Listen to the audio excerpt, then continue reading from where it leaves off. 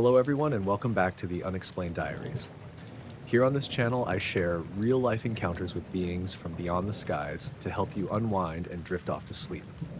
Before we dive in, I would love to hear from you. Leave a comment and let me know where you're tuning in from. Now, find a comfortable spot, relax, and let's begin. I was out on the lake because that's where my head went when I needed to stop thinking. I'd been working 12-hour shifts at the plant for months, and the couch at home had started to feel like a trap. The boat was quiet, old wooden hull, a cheap Coleman lantern in the bow for when the fog rolled in, and the dock light at the cabin was turned off so the bugs wouldn't swarm. It was late, past midnight, and the moon was thin and low, silver like a coin. The air off the water was suddenly sharp and clean after the summer heat. The sort of cold that made me pull the collar of my jacket up. I'd been casting for an hour, pulling in nothing but smallmouth and my own restless thoughts. The lake that night was one of those mirror lakes that copy the sky perfectly. Stars dotted the black top like ash. Wind wasn't enough to make a ripple, and the only sound besides my line hitting the water was the occasional creak of the boat and the frogs thumping the far reeds. I remember the first odd thing was the fish. I'd been watching the line bob for longer than usual and noticed the strike indicator twitching. Soft, polite, like a cat pawing at a curtain. Then the water right around the boat started to ripple in concentric circles, small and even, like someone was skipping stones out past the lilies. Only there was no stone and nothing on the surface. The ripples moved toward me and then spread past the gunwale and died. No splash, no sound. It felt like the lake cleared its throat. I sat still. I told myself this was normal. Insects under the skin of the water, the wind in a funny pocket. I cast again. The bobber set down and the line hummed a different tone in the moonlight. The watch on my wrist suddenly jumped back 2 minutes. One of those little digital quirks you tell yourself is nothing and then look at twice. I checked my phone. It showed an alert saying no service, though I'd had a bar an hour earlier. I shut it and tucked it in my jacket like a talisman. Then, out toward the middle of the lake, something moved. At first I thought it was a bird. There was a bright smear of something skimming across the surface, far enough away that I couldn't make out what it was. But birds make sound, or at least flap, and this thing made nothing. It skimmed like someone had dragged a marble across a sheet of glass. The surface stayed flat, no splash, no wake, just a narrow, silver track where the moonlight gleamed. It moved fast and sure, then slowed, then crossed an old marker buoy, and then it changed. That's the detail that stayed with me, the way its reflection folded. For a heartbeat, it was a perfect silver sphere skimming the water, small and bright, and then it flattened like a coin tossed flat across a table. It didn't ripple the water the way something touching would. It bent the light, and when the light bent, the stars behind it slid a half degree like someone had nudged the whole canvas. I'd fished most of my life. I knew the lake. I knew the way shadows sat on the water. I'd seen floating logs and litters and the occasional boat with a reflect strip. I'd never seen anything move like that, silent, precise, like a pebble rolling without touching. I thought about grabbing the cheap camcorder I carried for odd shots, but hands that had been steady for years suddenly shook enough that the tripod would have trembled. The sphere, if it was a sphere, circled once 50 yards from me and then moved again, as if it had been checking something. The pattern it traced was odd, like someone drawing circles with a ruler bent into a ring. I could see a hint of something metallic, like the moon was reflecting off polished chrome. The soundless motion made the lake feel enormous and very thin. Then it was gone. Not like it flew away, not with a whoosh. It just stopped being there. 1 second there was a silver line, the next the water read like a page with the line erased. The ripples faded. The frogs resumed as if they'd been on a break. I sat in my boat, holding the rod until my arms cramped, waiting for the water to betray the rest of the story. I got back to the cabin at dawn before the sun, because the boat ride kept the adrenaline from settling, and I needed to move under my own power. The boards creaked as I tied up. The dog, Abby, did her small, irritated bark as if I'd been late to feed her. I tried to tell Mary, the lake's owner, neighbor, and a friend who had a rough laugh and even rougher coffee, but words kept catching in my throat like someone had duct taped them. I said it anyway because you always say it aloud to see if it sounds ridiculous. A silver ball, she said when I got to her porch. She was practical in a way that made you feel ridiculous for worrying. At this hour? You sure you weren't dreaming? I was awake, I said. I had my rod out. I was watching. She chewed the inside of her cheek like she thought there might be an angle I was missing. Maybe a seal or something keeps coming in at night? She smiled in a way that let me know she didn't believe the idea. You old fools and your stories. I didn't go out that afternoon. I told myself I'd been spooked by too many late nights, that the brain was a trickster. But curiosity doesn't like to be snuffed by logic, so I went back out 2 nights later with the camcorder and a thermometer, and the thing I've always had, stubbornness. I sat in the same spot, the same light, and watched the middle of the lake like a blind man might watch for the sound of a door. There were other oddities. The pressure on my ears dropped twice, like we were in a plane for a second, and then back. My watch again slipped time like it had been nudged. My hand brushed the metal of the rod, and it felt slightly warm, not like it should in the cool night. Wood smoke from a distant house curled across the far shore and smelled of someone grilling too late. The water hummed in a way I couldn't place. At 11:48, the camcorder's LED flashed a battery icon. I swapped batteries, annoyed, then swore when I rewound earlier footage later and found a 30-second block missing. The tape had a gap like it had been cut. The camcorder didn't look tampered with. The casing was intact. The tape showed an image of the lake and then a jump, like someone erased a sentence from a paragraph. A week passed with nothing. I told less and less to Mary because her laugh had a way of stretching the thing smaller until it felt like an imagination failing. Around the same time, I noticed a car parked at the edge of the road by the tree line most mornings. Black, older sedan, no one visible. It was always there at dawn and gone by noon like it kept its hours. I photographed it once, and the picture came out grainy as if taken through a filter. Then, 2 nights after that, at around 2:30 a.m., I saw it again. The sphere came from the direction of the inlet and skimmed like before, closer this time, and when it passed near the dock, the water around the pilings flashed like someone had poured mercury in the air. I reached out, and my hand passed the air where the thing had been, and it felt colder than it had any right to. I was halfway across the boards before I realized Abby hadn't barked. She'd stayed asleep on the porch, not even twitching. The next day, I overcooked the bacon in the morning and put myself in the truck with 2 beers and drove into town to talk sense. The hardware store had a regular who liked to sit and nod, and when I said strange things, he nodded and told me about wind tunnels and glints off oil slicks.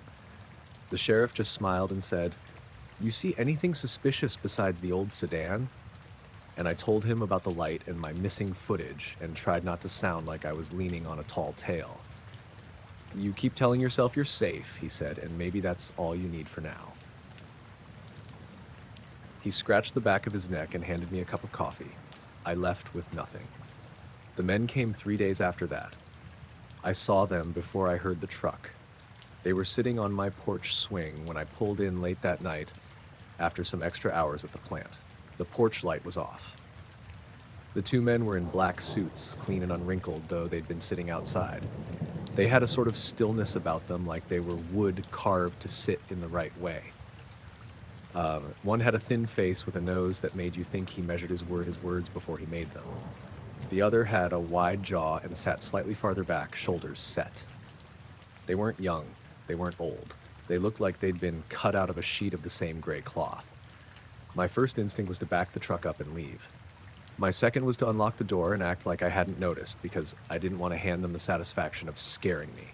That lasted about 6 steps. I walked to the porch, boots making the hollow sound of someone returning. "Evening," the thin-faced one said. His voice was flat, polite. "Mr. Cole?" "That's me," I said. My voice sounded like a man who had tried to hold on to his composure for too long. "Can I help you?" "Mind if we sit?" the wide-jawed one asked. "We don't want to bother you." They spoke like that. No hurry, no small talk, as if everything was arranged ahead of time and they were simply arriving to fulfill the plan. I wanted to tell them to leave. I wanted to ask how they'd gotten my address. I wanted to tell them about the silver thing, the missing tape, the black car. I instead said nothing and sat down on the opposite end of the swing like we were doing something civil.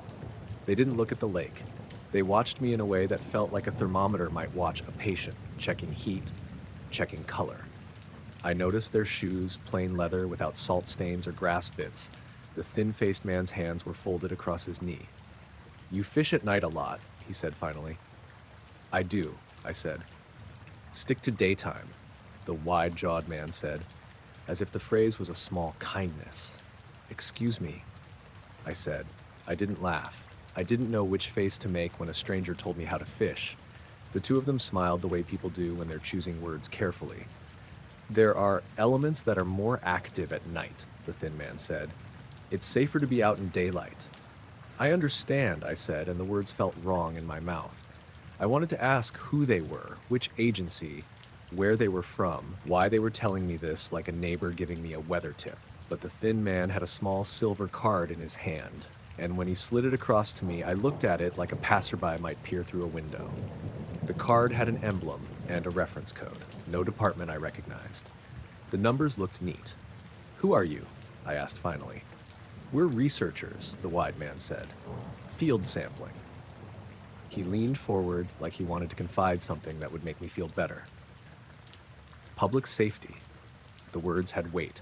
They were careful to sound like the sort of people you could file a complaint with. They weren't threats. They were instructions. "If there's something out there bothering you, tell us," the thin man said.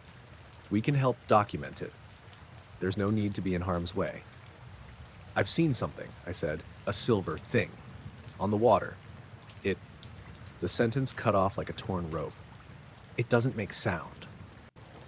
They nodded like men who took mental notes and didn't need to write them down.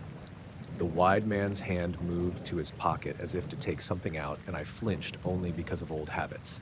He slid a pamphlet across to me instead. It was plain paper. "Nocturnal Safety Advisory. Avoid nighttime activities near water." Someone had printed it for a reason. Someone who liked to keep things quiet. "You sure you'll be all right going forward?" the thin man asked. They phrased the question like a neighbor asking about a broken fence, as though they were offering community service. "Do you work for the county?" I asked. "Do you have IDs?" "We're with a regional unit," the thin man said.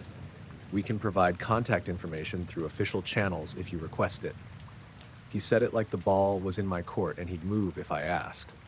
They stayed for 20 minutes. They asked about my boat, my routine, what bait I used. They asked about Abby and whether I kept a light on the dock.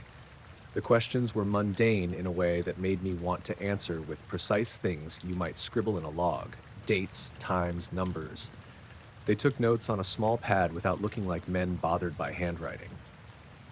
When they left, they stood at the edge of the gravel lane and watched the tree line until I couldn't see them. After they left, I checked my camcorder and my tape and my watch and the little items on the shelf where I keep tackle. The missing block on the tape hadn't returned. On the shelf, my spare reel of line that had been full was a little less full, as if someone had unwound a length to examine the filament and then wound it back badly. Days after they came, the black sedan stopped appearing at the road. The man at the hardware store started to smile my way again. Mary stopped laughing at me and instead asked if I wanted coffee more often, like she was trying a different kind of kindness. I went out during the day for a while. There were fewer ripples, fewer odd pressure drops. The lake behaved like a lake. I told myself I was done with nights on the water.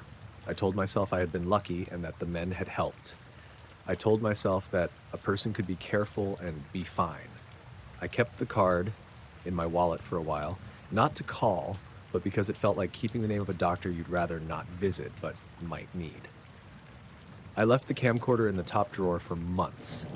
Sometimes I'd take it out and press play and watch the footage until my patience wore thin, and the missing frames made me feel like I was watching someone edit my life. Once, long after the men left, I saw a glint on the water from the porch, no more than a sliver like a coin tilting at an angle, and I thought of that night. The dogs stared at the far shore and then went back to sleep. I told myself to stick to daylight, then laughed quietly at the memory of the wide man saying the phrase as if it were advice you took for granted until you didn't. I never saw the silver thing again. I never got a call from whoever those men were to confirm their credentials. The watch stopped hiccuping. The sedan didn't come back. Life fit back into its slow routine with the same small dramas. A fence needing mending, a generator that wouldn't start, a neighbor's kid bringing over a raccoon that had been saved from a trap. The Men in Black became a story you might tell someone when you wanted to sound like a man who paid attention to the world. Sometimes, when I launch the boat at midday and the breeze is right and the lake runs like a polished plate, I let the rod hang loose and watch the horizon.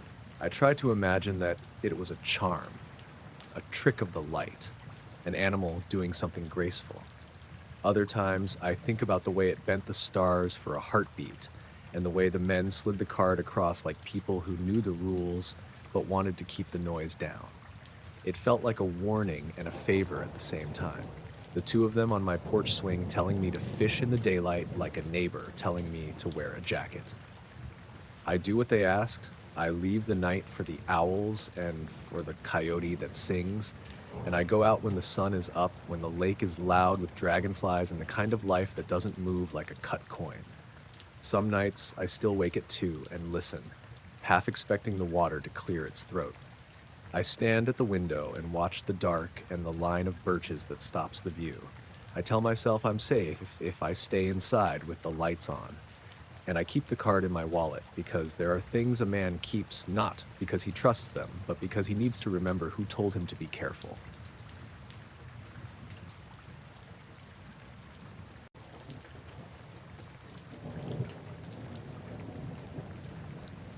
We left the trailhead at 4:30 in the afternoon.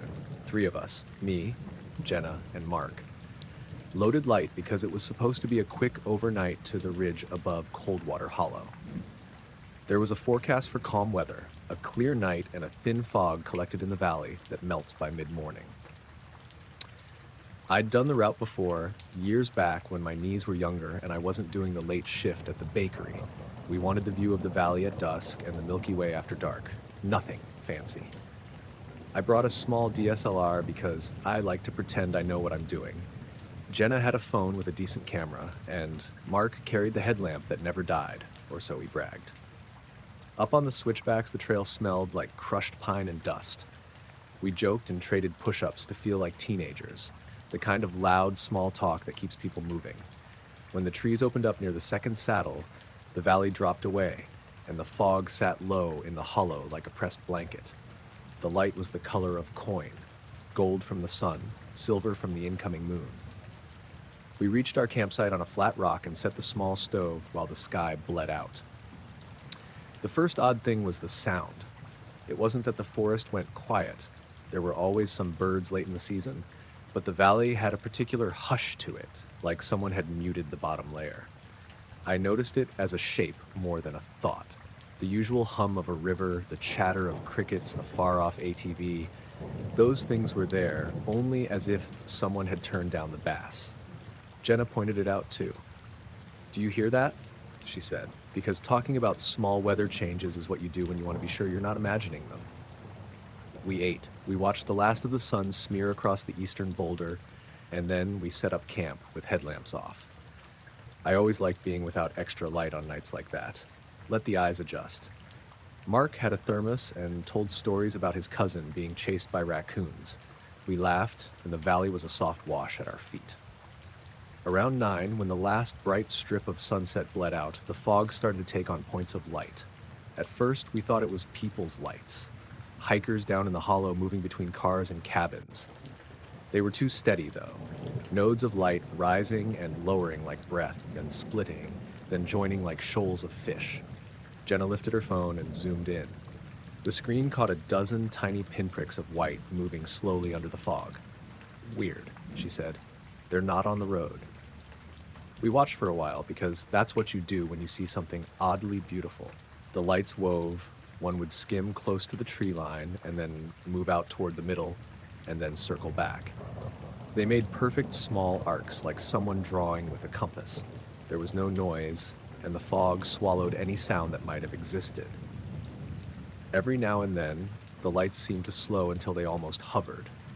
When they did, a darker patch in the fog would pass beneath them, like the light was cutting out the air. Mark pulled out the headlamp and clicked it low, then off. Maybe some hunter with a drone, he suggested. He tried to make the voice casual because we were all adults whose job it is to rationalize things. Drones make sound. We had been listening for something the whole evening. Nothing. No whir, no mechanical hum. The lights moved like small shells of glass. I got my DSLR and put it on a small tripod, framed for a long exposure over the valley. If you take a long enough shot, you can catch satellite streaks, plain paths, the smear of headlight lines, and I wanted that sort of nice photograph, a river of light across the fog. I set the shutter, felt the camera click, and in the screen's faint glow, we watched the lights move. There were other small, slow things that felt like misalignments. My watch, cheap digital, nothing special, blinked the wrong time for a second and then showed the right one again. Jenna's compass app spun like a toy top for a few moments before settling. Mark's headlamp dimmed to a low orange and then snapped back to white like someone had toggled a switch. We joked about battery issues, and then someone said the word electrostatic, and we all laughed too loud at that to be embarrassed. The lights slowed and braided together like threads. One of them skimmed low over the fog and then sank. When it sank, it did not touch the water the way a lantern would. The fog dimmed in a perfect ring, maybe 6 feet across, like something pressed a palm into it and left the shape. We watched a bubble of emptiness hang there suspended, then drift. I tried to photograph that ring, and the camera's live view stuttered once, like a bad cable. When I looked at the preview, the image looked fine, but the ring didn't show. Jenna's phone recorded a snippet, a few frames, and then her app said, "File corrupt." We traded glances and shrugged again because the woods will do that to you, make you notice the edges of your own senses. We hiked down the ridge to get a closer look at the lights because humans have that prickle of curiosity you can't cure. The descent was loose gravel and heartbeats, and the fog rose to meet us like a curtain. The lights were lower now, they moved with more purpose. We could see them slipping behind the tree line, then darting out over the field in jagged lines as if they had a map in their heads. That's when the first person-shaped detail caught us. In the shallow places where the lights passed, the fog formed a column that looked a lot like smoke, but not from fire. The columns tended to pair, always two, like two legs. Not full figures, not even silhouettes, but the way the fog gathered there made you imagine limbs. I said nothing about imagining them until Jenna asked quietly, "Do you think anyone's down there? People?" She kept her voice low, like the valley might listen. We crept lower until we were at the tree line and could look onto the meadow. There were no hikers, no truck lights. The lights were moving along the field at the far end of the hollow, and they seemed to be making a pattern, lines and knots like someone practicing rope. They moved with an economy that looked deliberate. An airplane would cross and be gone in a second. These were meandering and patient. As we watched, a pair of them, the brightest, rose and hovered a few feet above the ground, then slid together in a way that made the fog between them ripple. For a moment, the edge of that ripple looked almost metallic, reflecting moonlight a fraction brighter than the fog ought to. My skin pricked. I took a photo with the tripod and the shutter opened and closed with the normal soft sound. But when I checked the shot, the image was of streaked stars. The long exposure had recorded the star trails, but not the lights. Everything we saw with our eyes became thinner in the glass. We stayed until we felt the clinging of the valley, the kind of tired that sneaks up like someone piling blankets. We began to feel watched. Not hunted, not frightened in a sudden animal way, but observed, the way you know someone is standing just behind you because of a shift in the air. There were small things to pile up into unease. A deer waiting and then walking away like it had a job to do. A dog howling on the far farm as if to mark time. A woodpecker that stopped hammering mid-beat and didn't resume. The stars were cold and bright. We hiked back up the trail in single file, heads down. The valley lights moved as if in a different calendar, not hurrying to match our pace. When we reached camp, I packed my camera and put it away, more because my hands were tired than because I felt any sense of secrecy. We drank tea and argued about whether to stay the night. Mark wanted to, Jenna didn't, and I was somewhere in the middle. We took turns keeping watch, because that's what we often do in mountains. someone with a lighter pack, someone who'll listen. I lay awake sometimes with my mind on small gears. I could hear the valley breathing and the occasional movement of a twig, the skitter of beetles. At about 2 in the morning, when my eyelids were too thin to be comfortable, Jenna tapped my shoulder. "Look," she whispered and pointed down. The lights were closer now, almost right in the hollow, and they were weaving in a pattern that looked deliberate. But what made Jenna point was that the pattern made a straight line, perfect straight, a path across the meadow that cut through the fog and then stopped at a tree. We watched as one of the lights paused at the base of the tree and hovered almost motionless. After a long beat, something else happened. A sound, or rather the absence of all small sounds, pressed through the air. We all felt it like a pressure change. The crickets went silent. The roof of the world seemed to take a breath. Jenna laughed softly, the kind of laugh you use to keep yourself sane. "Okay," she said. "That's not normal." We decided to pack up, not to run, not with that manic energy you see in films, but to move with the calm of people who want to be away from something delicate and strange.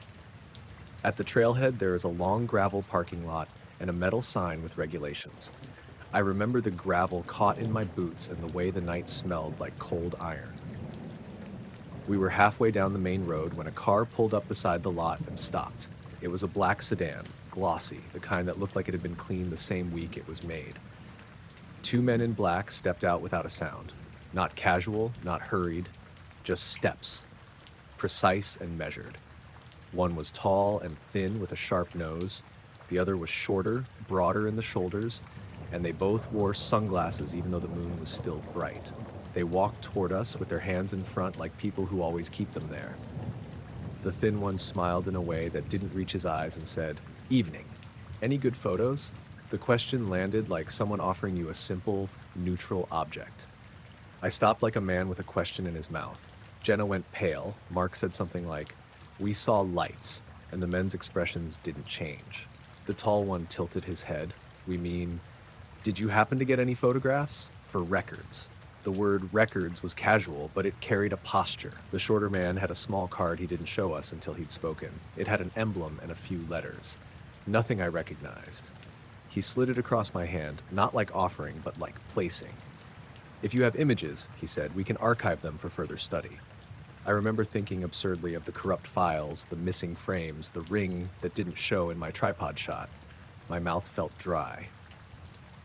I said, "We took some stuff, some didn't save, some..."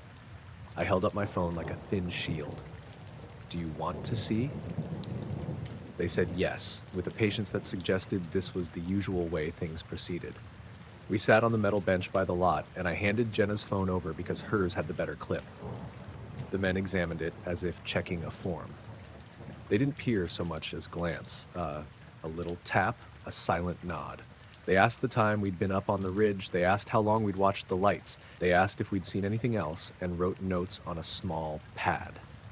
They asked, in the calmest voice, if any of us had ever been a member of a local hiking group or contributed photos to regional nature archives. "Calibration," the tall one said, like it explained everything, as if the way we lined up cameras mattered more than the lights themselves. I thought about the moment the compass app spun and how my cheap watch blinked wrong. The tall one's pencil moved across the page. They told us they were with a regional observation unit and that they were documenting anomalies and suggested that we stay on well-traveled trails and avoid the valley after dark for a while. Not a command, just advice served in a tone that folded into the idea of public safety. The shorter man added, as if it were offhand, "Stick to daytime hikes for a bit. It helps avoid trouble." It was a benign-sounding thing, but it was also a limit. Up to that point, everything had been observations and questions. Now someone was making a suggestion and making it sound like an obvious neighborly move. I had maps on my phone, I had routes I liked, and suddenly the idea of taking the ridge at twilight felt like a misdemeanor. They were polite. They were precise. They were not men you could file a complaint against easily because they didn't give you a badge with a number or a clear office location. They had that small card and a phone number that, when I glanced down after they left, was an office line that rang to a receptionist who confirmed a unit existed, but wouldn't confirm anything else. The men drove off without fanfare, black paint slipping into the night like oil. The rest of that week, everything felt off. My camera's long exposure images were either perfect star trails or missing a segment, like a blank patch had been cut from the film. Jenna's phone continued to glitch on video files. Mark swore there was a black sedan on the road 3 mornings running, hoodies tucked low inside, just parked, not far enough to be coincidence. We told friends at work or in other groups and got the usual mix, some sympathetic, some laughing, some thinking we'd had too much mountain air. Life went on. I went back to baking and learned to time the loaf so it rose when the shop opened. Jenna returned to her grad seminars. Mark talked about rivers and driftwood. We didn't plan any night hikes after that. I sometimes thought about texting the men and asking for their names or their agency, or at least if they had a card with a phone number that led to an identifiable office. But there was an odd politeness about their visit. You felt almost rude prying too hard into the civility they offered. Months later, I found a note in a thread in a local outdoor forum. Someone else had seen the lights. Their photos were different, long exposure streaks and intermittent blanks, and the comments were a mix of technical testaments and jokes. The thread had a few users who said the Regional Observation Unit had asked them for files too. A couple of them said their images looked fine until the request, and then small gaps appeared when they checked them later. People offered explanations: satellite interference, cosmic rays, cheap electronics. The explanations felt like patchwork. I still go up to the ridge sometimes in the day. The valley is gorgeous in sunrise, fog burning off like nothing happened. The meadow has wildflowers and the deer graze and the woodpecker hammers again. I keep my camera in the pack, but I leave the long exposures for someone else's hands. At night, I sleep with the windows cracked, which is how I always did. I check my phone for calls before bed like a man who wants to be safe, and sometimes I catch myself looking down the trail toward the hollow as if expecting 2 men in black to settle on a porch swing somewhere and remind us of the limits they politely tried to set. I don't have an answer. I have the shape of the lights in my memory, and the way the fog bowed like a hand, and the casual, unsettling question on a dark gravel lot: any good photos? They left with that question in the air, as if a small, neutral exchange could keep the world ordered.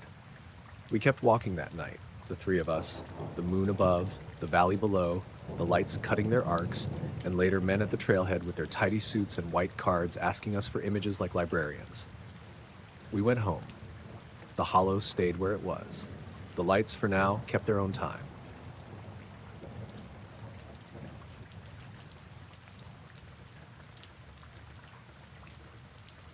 I was about halfway through my usual Thursday evening hunt, trudging along the ridge that runs behind the old Thompson property in northern Vermont.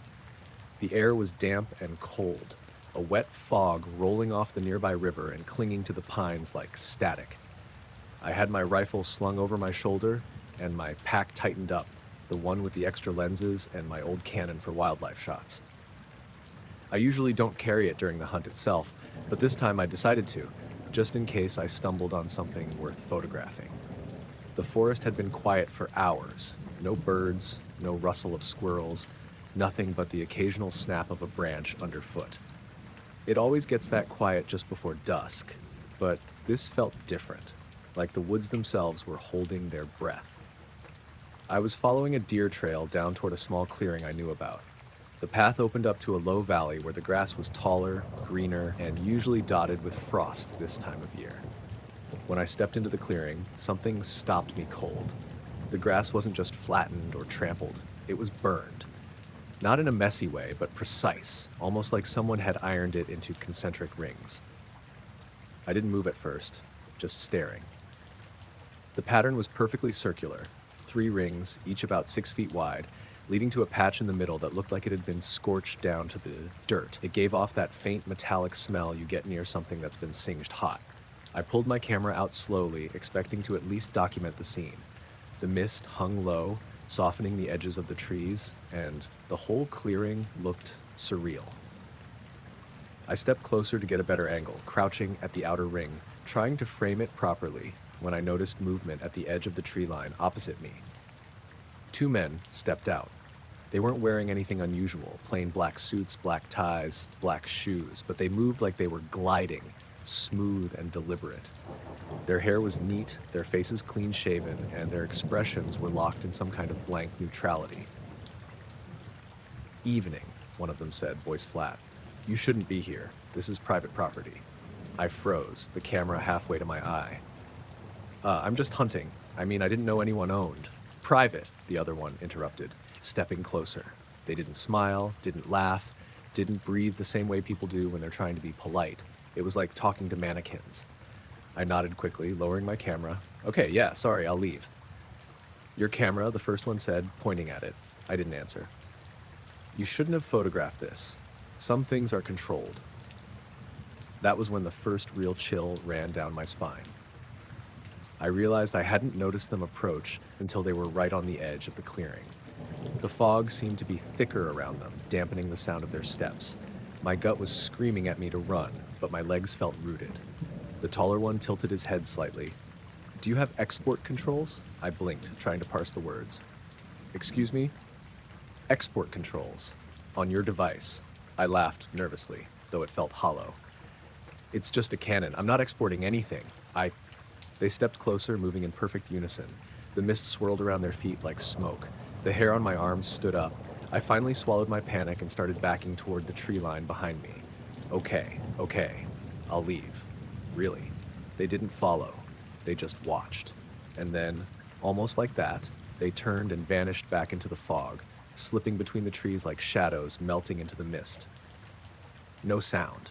No movement beyond the faint swish of the fog. I waited another few seconds, holding my breath, and then ran.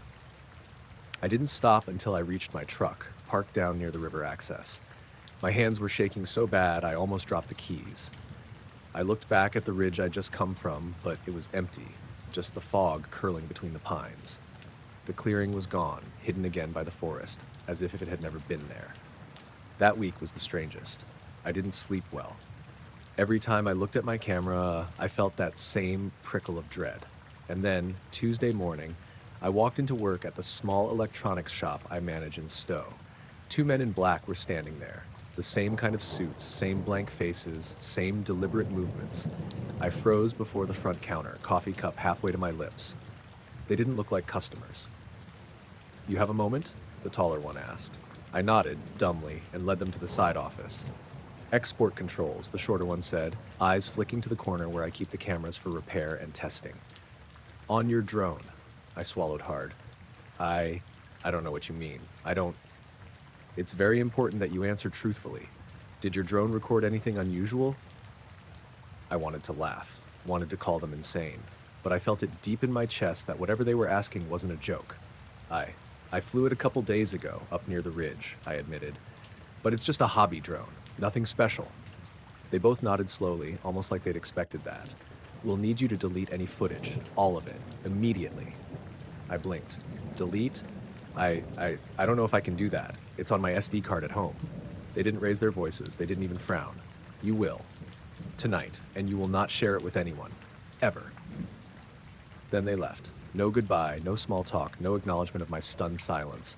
Just the foggy slide of the door closing behind them. I went home, sat on my couch with the SD card in my hand, staring at it like it might bite. Eventually, I backed it up to my laptop.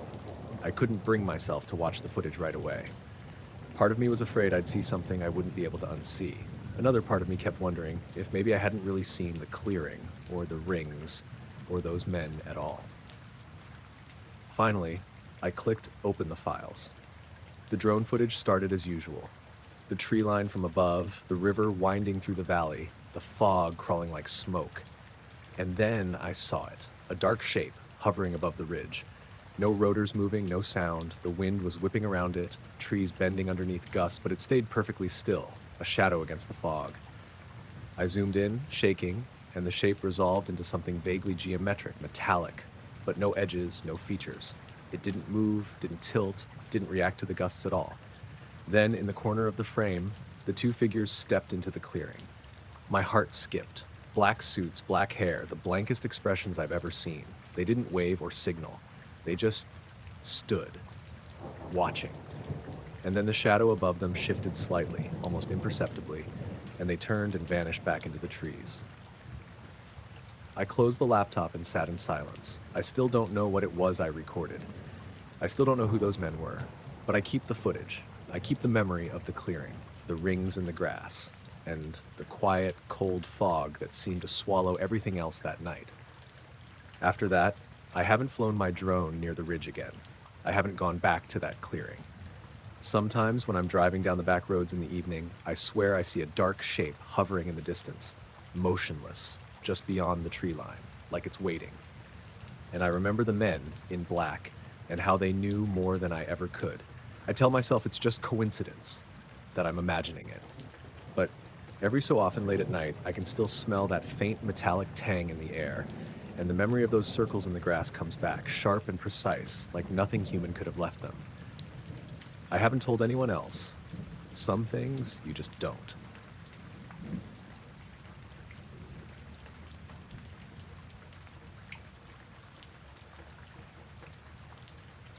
I had the drone set up on the edge of the clearing behind my apartment complex in Ashland, Oregon, late that Thursday afternoon.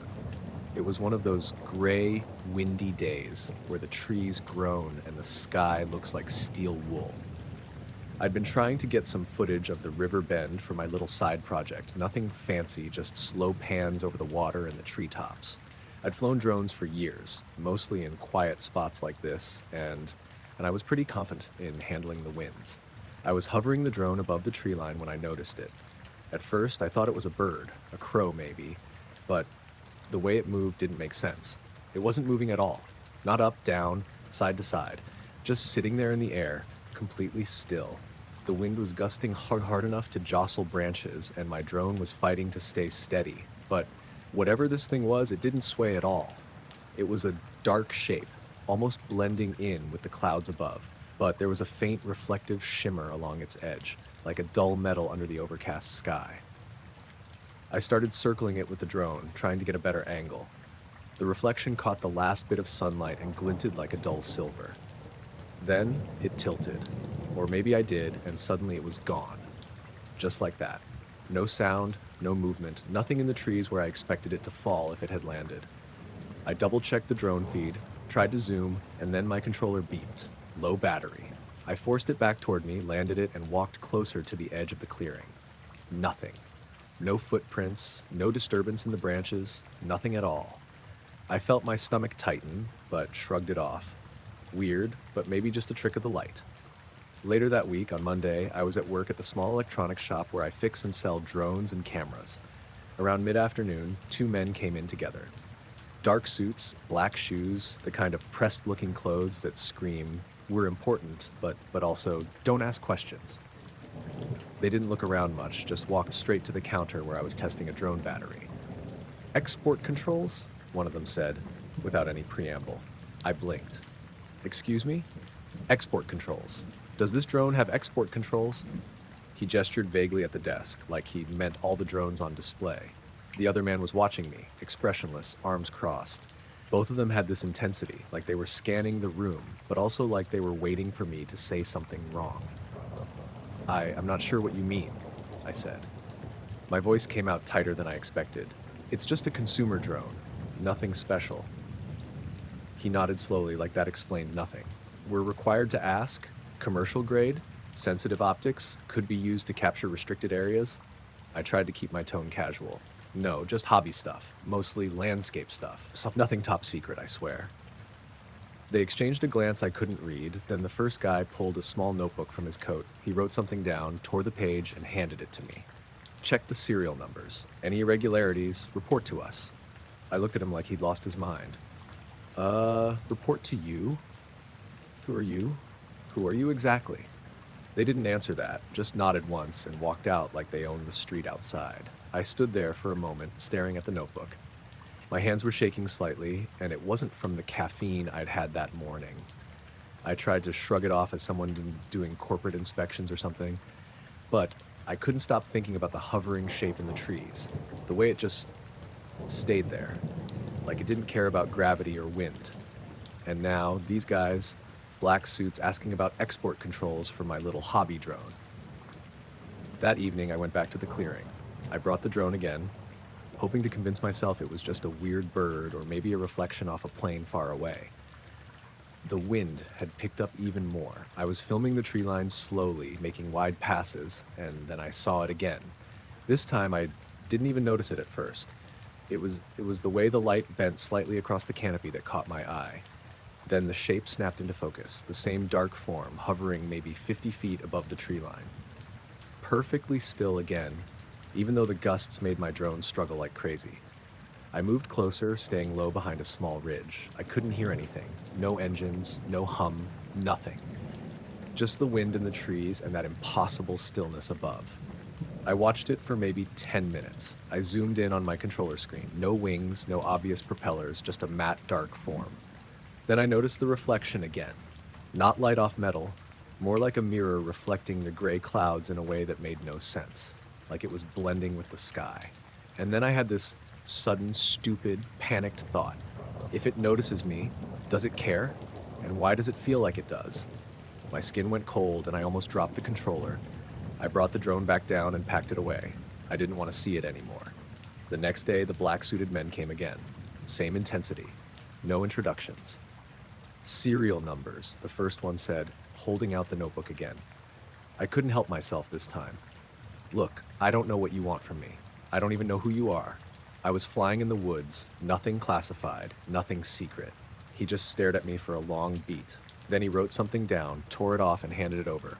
Make sure you keep your footage. I blinked. Keep my footage? Yes. Safe. Copy. Always. And then they left. No threats, no explanations, just left. I went home and watched the footage again on my laptop. Most of it looked normal.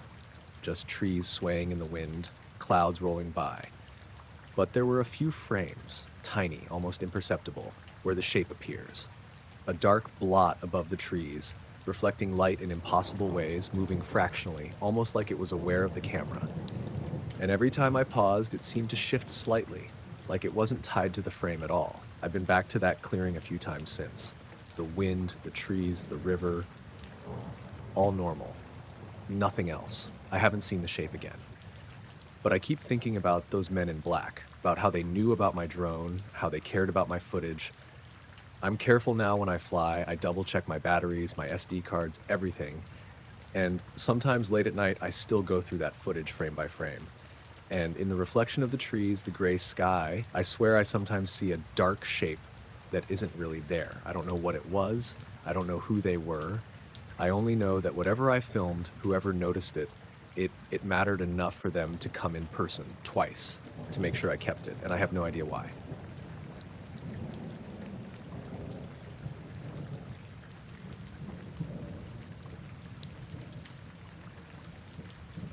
I was driving home late that night on Route 97, somewhere north of Lake Chelan. The sky was clear, moon high and bright, and the road mostly empty. I remember thinking it was the kind of night you could actually hear the engine in your own car over everything else, the air crisp and still. I just passed the turnoff for that little resort town, and I was feeling that easy, half-asleep sort of focus when I noticed the lake on my right. Normally, I didn't even think about it, just another big body of water, but that night something made me glance over. It was glowing. I swear it just rose. Not like a splash, not like a boat or anything I'd recognize. A single circular light hovered at the surface, then shot straight up into the air. Faster than anything I'd ever seen, faster than a plane, faster than a helicopter. I slammed the brakes, fishtailed a little, and sat there gripping the wheel, staring. My heart was thudding so hard I could hear it over the engine and wind. The light went up maybe 100, 200 feet. No sound, no ripples after it left the water, just this smooth, vertical streak into the sky. Then, it blinked out. Gone. I sat there for probably 10 seconds before realizing I should keep moving. My hands were shaking as I steered back onto the road. I couldn't stop thinking about it. I mean, I'd heard the stories, like everyone's heard the stories. Lights over the lake, strange disappearances, things people say in passing. But I'd never seen anything that made me question my own eyes like that. By the time I got to the gas station, I was still keyed up, trying to tell myself it was probably some reflection, a buoy with a strong spotlight, something normal. I pulled in, parked, and went inside. Pump 4 was already taken, but there were 2 men by the next pump. Black suits, black ties, the kind of cheap, stiff fabric that doesn't bend right. Their hats were off, but they looked straight out of place, like extras from an old spy movie. One of them had his hands in his pockets, the other just stared at me as I walked past. I didn't think much of it at first. I mean, a lot of weird people show up at gas stations late. But the minute I walked past, the one staring guy spoke. "Did you see it?" His voice was flat, almost mechanical. Not angry, not scared, just flat. What?" I asked, and I realized my heart had started racing again. "The reflection," he said, "from the lake." I froze. The other man shifted slightly like he was waiting for me to answer. I glanced at the lake again, visible through the station windows, calm and dark as ever. "Yeah, I saw something," I said. "I don't really know what it was." They didn't react. They just nodded once, slowly, and the man who had spoken added, "Careful what you say. Not everyone understands." I nodded, feeling dumb. I filled up my tank as quickly as possible, trying to pretend I wasn't staring at them, trying to figure out why two grown men in black suits were standing by the pumps in the middle of the night, asking about a glowing light over a lake. When I turned back to the pumps, they were gone. The pumps were empty. I double-checked the mirrors. Nothing. I didn't see them leave, didn't see a car. It was like they evaporated into the night. Driving away, I kept checking the rearview mirror. For a mile or two, I thought I saw something black moving in the shadows near the tree line, but whenever I blinked or turned my head, it was gone. I convinced myself I was imagining it. The adrenaline was still high, and I told myself my brain was just playing tricks. The next day at work, I tried to push it out of my head. I didn't bring it up with anyone, not even my best friend Mike, because part of me didn't want to sound insane. But every time I thought about that glowing object or the two men, it felt like there was some weight pressing in, a kind of quiet pressure in the air I couldn't shake. A week later, I mentioned it to my younger brother Alex. "You ever see anything weird over the lake?" I asked him. He shook his head, but then he paused. "I mean, I thought I saw something a few nights ago. A light. Went straight up, didn't make a sound, but I figured it was fireworks or something." I didn't say anything after that. We both just looked at each other, uneasy. A month went by. Nothing happened. I started thinking I'd imagined the whole thing. Then, late one night, I drove past the same stretch of Route 97 again. The lake was dark, calm, nothing unusual, but as I went past, I swear I saw a faint glow under the water, moving slowly toward the shore. It vanished before I could blink. My hands gripped the wheel so tight my knuckles whitened. I didn't stop this time. I didn't look back. I stopped at another gas station a few miles down, trying to calm myself. The fluorescent lights overhead buzzed like they were alive, and I kept checking the windows. And then I saw them, two men in black standing by the pumps, not waving, not smiling, just waiting. I considered turning around, going somewhere else, but something made me walk up. My chest felt tight, and my legs were heavy, like the ground itself was resisting me.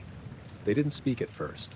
The one on the left, the one who'd been silent the night I saw the glowing object, finally said, "Did you see it tonight?" "Yes," I said. My voice cracked.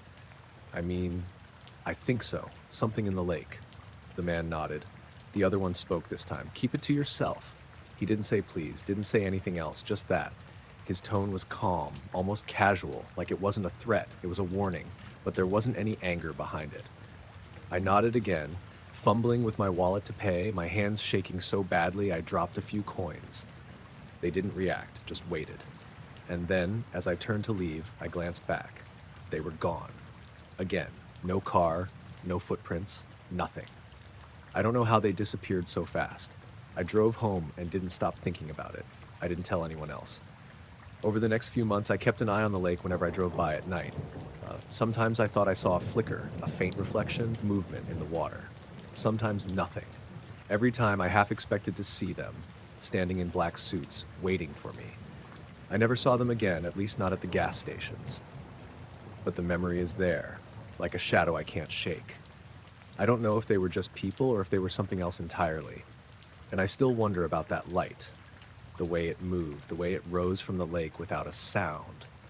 I tell myself it was a trick of the light, an overactive imagination, or maybe someone playing a stupid prank with a drone. But the part of me that felt their gaze that night The quiet pressure in the air, the way they seem to know I saw something, well, that part never really goes away. And sometimes when I drive past the lake after dark, I swear I feel like someone's watching me from the shadows, waiting.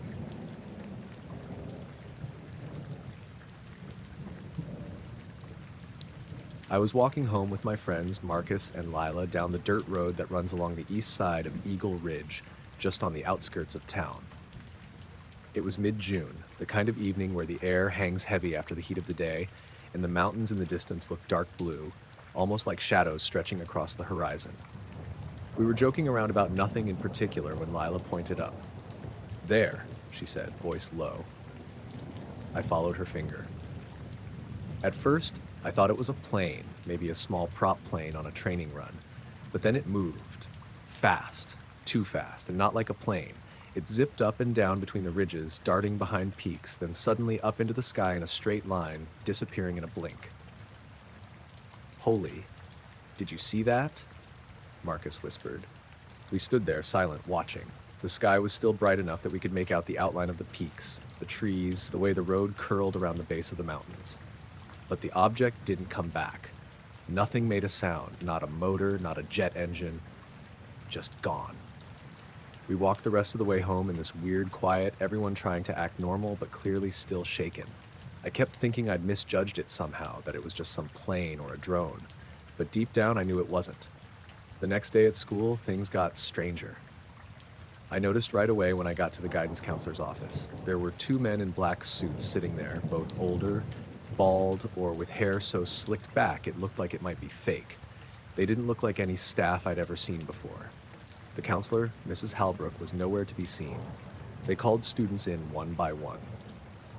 I sat outside the office with the other kids, trying not to stare.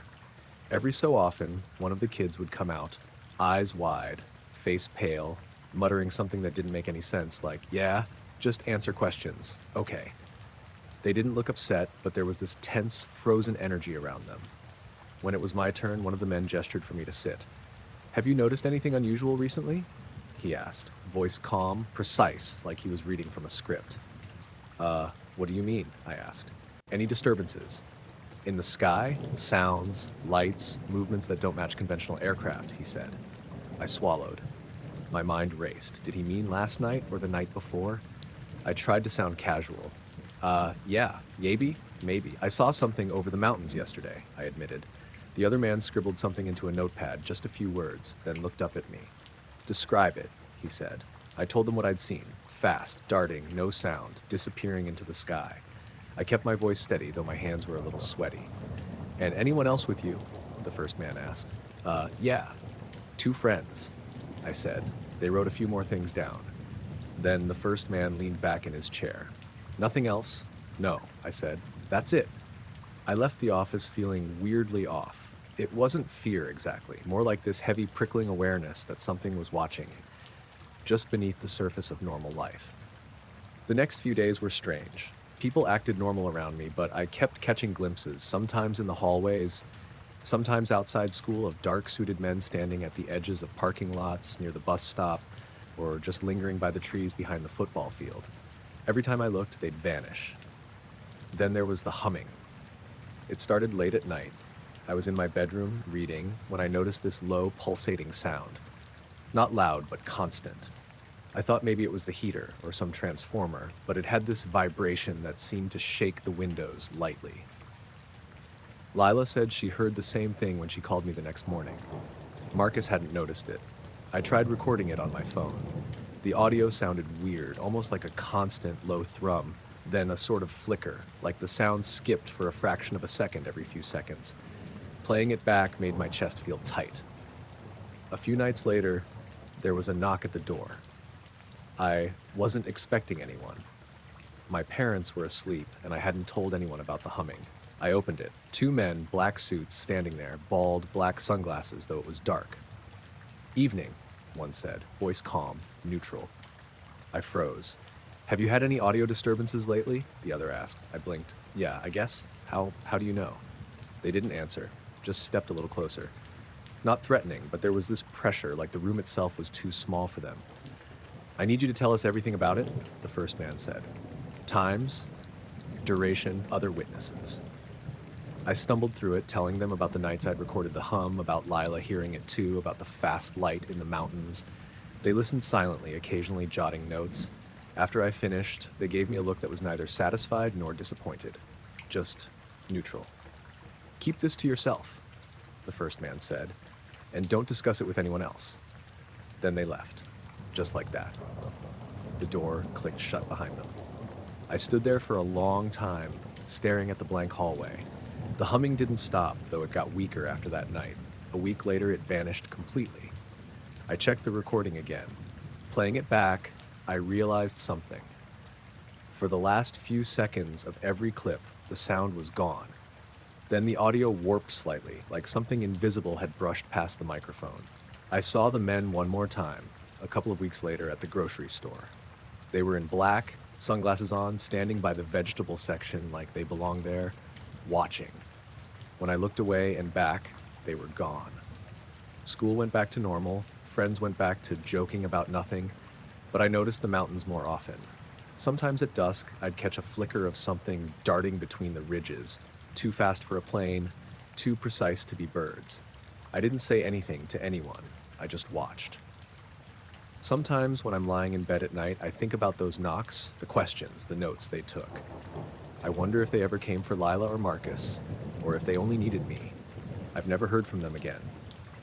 But every now and then, when the air is still and the mountains are dark against the sky, I swear I hear it. The low hum, faint, pulsating like the world is holding its breath. And I know I'll hear it again, even if no one else ever does.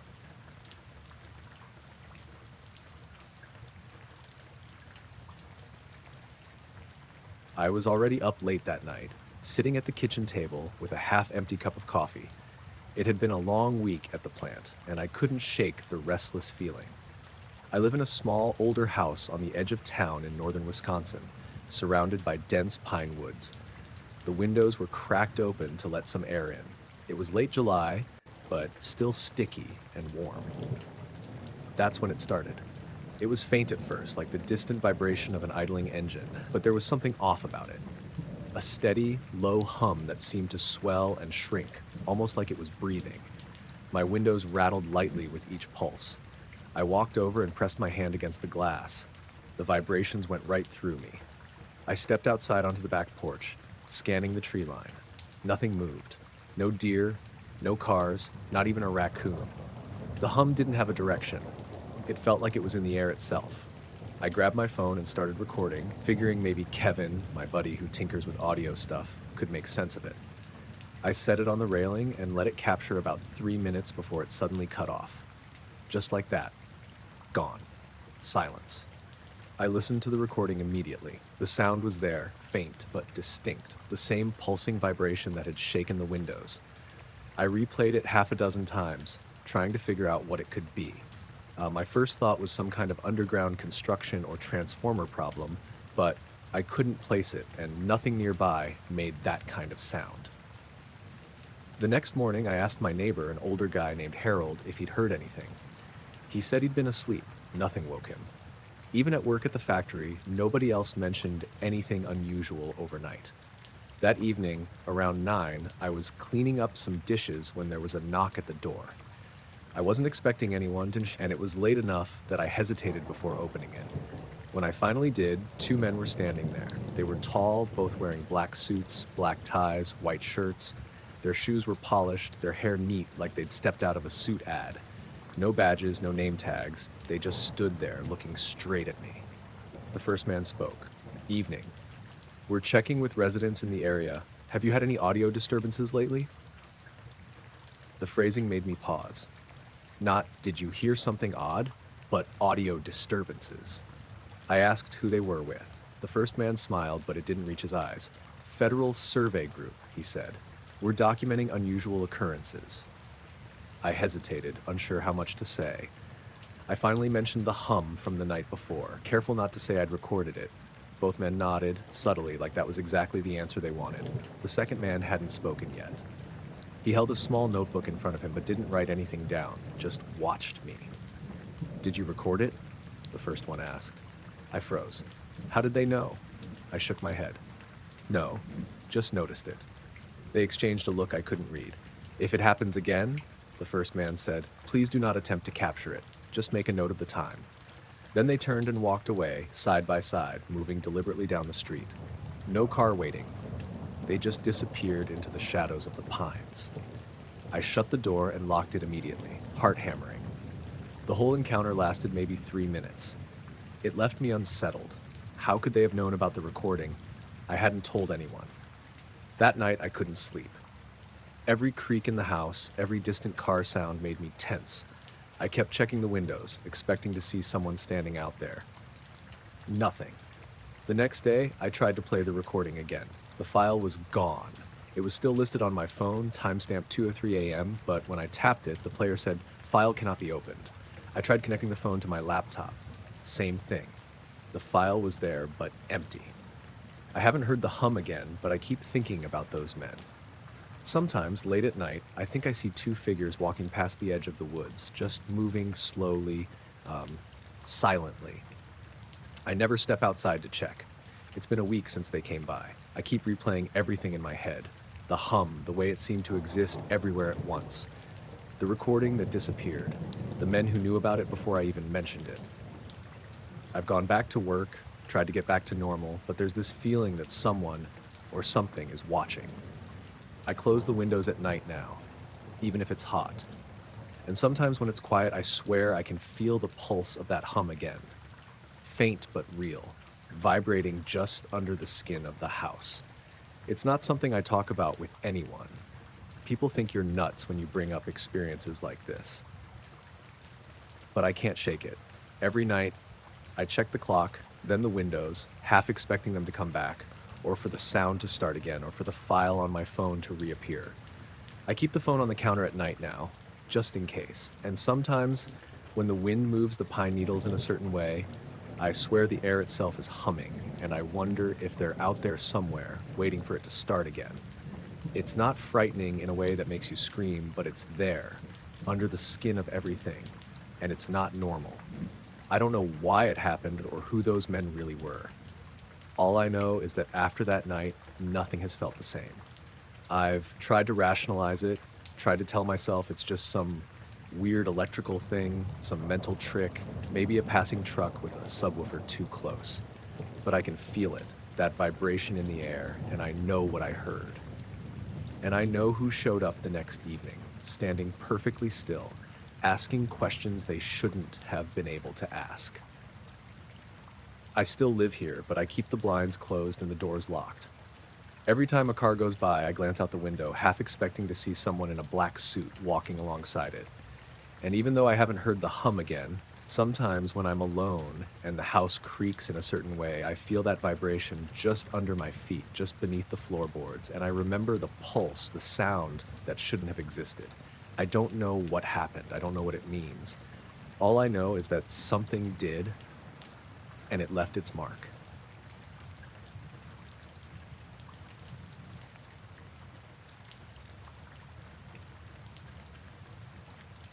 I was finishing my last round at the industrial park around 3:30 a.m., just pushing a mop through the main lobby. The fluorescent lights buzzed in that low, uneven rhythm you get when they're too old, and the hum from the HV made it feel like the building itself was breathing. It was cold for early September, the kind of night that still carries a late summer warmth, but sneaks in a sharp bite whenever a door opens. I had my headphones in, playing an old country station on my phone, just enough to keep my mind off the emptiness of the place. It's always quiet that late, too quiet. And that night, it was quieter than normal. I noticed it when I stepped out of the east side service door to grab the trash from the loading dock. The lot was empty, like always, but something about it felt wrong. That's when I saw it. At first, I thought someone had slipped out of a car or was hiding behind a truck. A figure glowed faintly, pale and white, and it moved across the lot like it wasn't touching the ground. Not walking, exactly, sliding almost. I froze. The shape was vaguely human, but it was like it was wrapped in light or fog. I squinted, thinking the reflection from the overhead security lights had gone weird, but every light in the lot was steady and the glow didn't match any of them. It passed behind a line of trailers and just disappeared. No sound at all.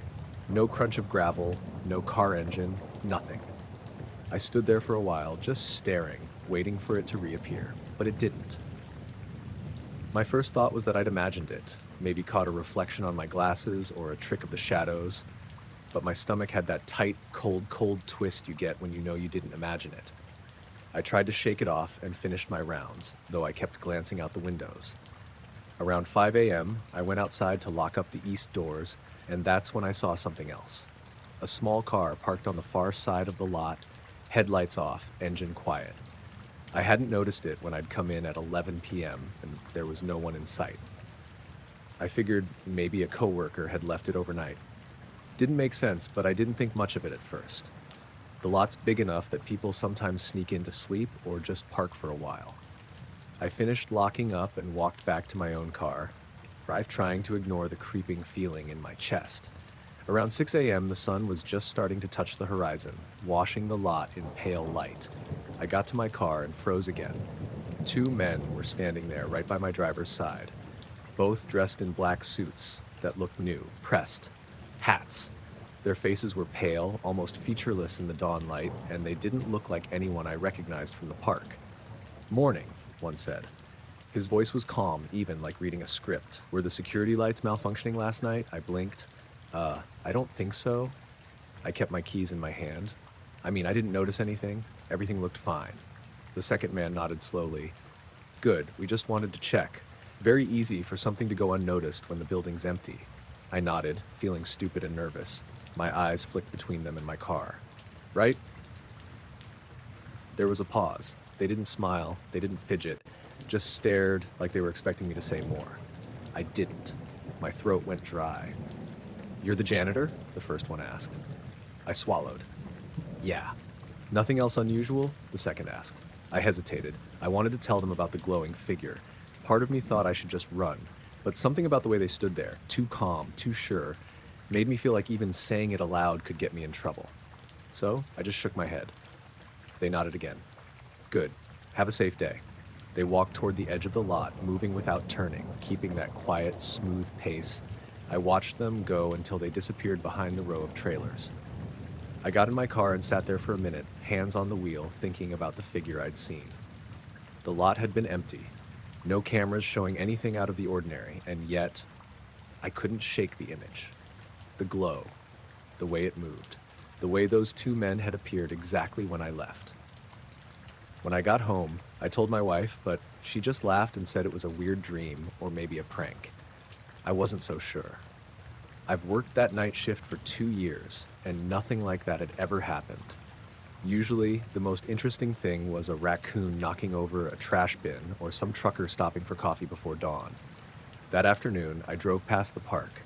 Everything looked normal. The lights worked. The lot was empty. But I kept thinking about those two men.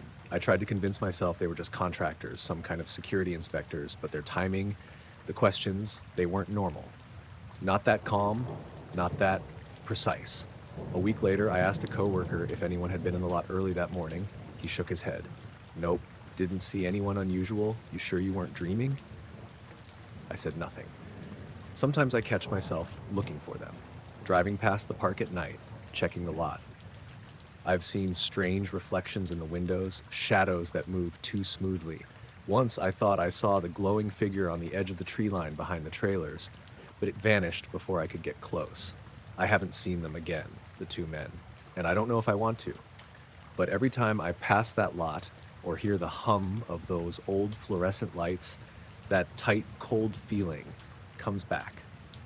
I still think about it most nights when I walk out to my car after a shift. The figure, the men, the questions.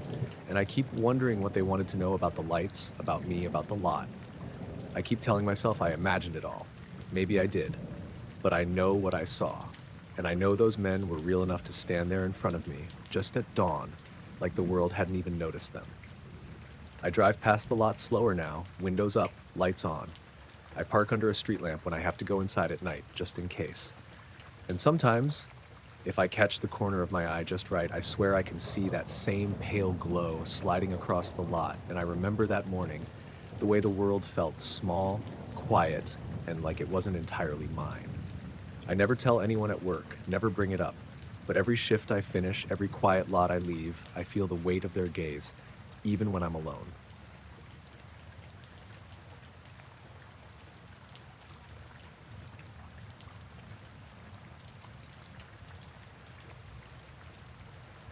I was driving through the desert on a Friday night, trying to get home from Phoenix to Tucson. It was late, well past midnight, and the highway was mostly empty. The air outside my windows was dry and still, the kind of silence that makes the road feel longer than it really is. I had my playlist going, nothing too loud, just enough to keep me awake. But after a while, even the music started to fade into the hum of the tires on the asphalt. That's when I noticed it. A single star, or at least that's what I thought it was at first. Bright, steady, too bright for a regular star, and it wasn't high up in the sky. It seemed lower, like it was tracking me.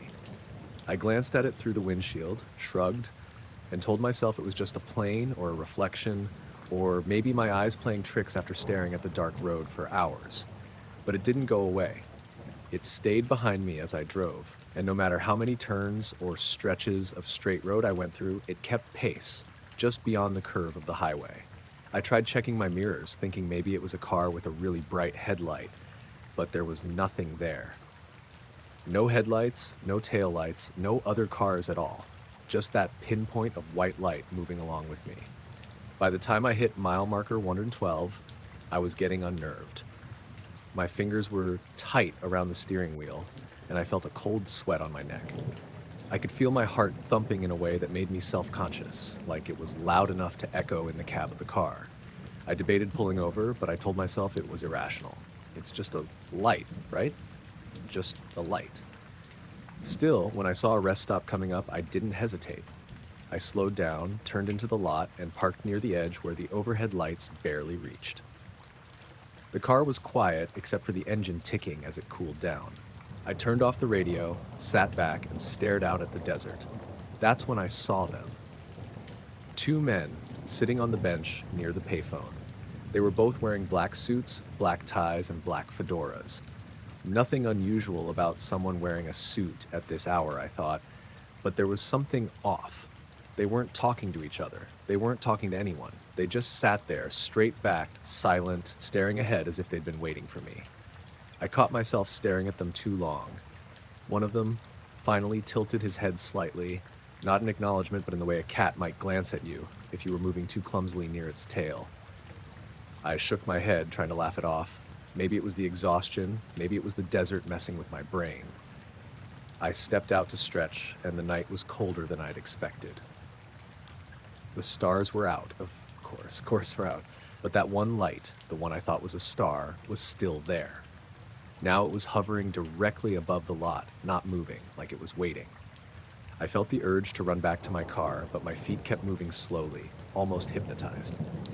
One of the men got up. He didn't walk toward me, didn't approach. He just shifted his weight, and for a moment I could see him in the corner of my eye, moving in a way that wasn't quite natural. Not fast, but smooth, deliberate, as if he knew exactly how I was watching him. "Evening," I said, because I felt like I should say something. Nothing, not a twitch, not a nod. I told myself I was imagining it, and I walked back to my car. I kept glancing over my shoulder. Both of them were still on the bench, still watching, still perfectly still. And that light, that thing that had been trailing me, had moved slightly. Closer? I couldn't tell. My pulse quickened again.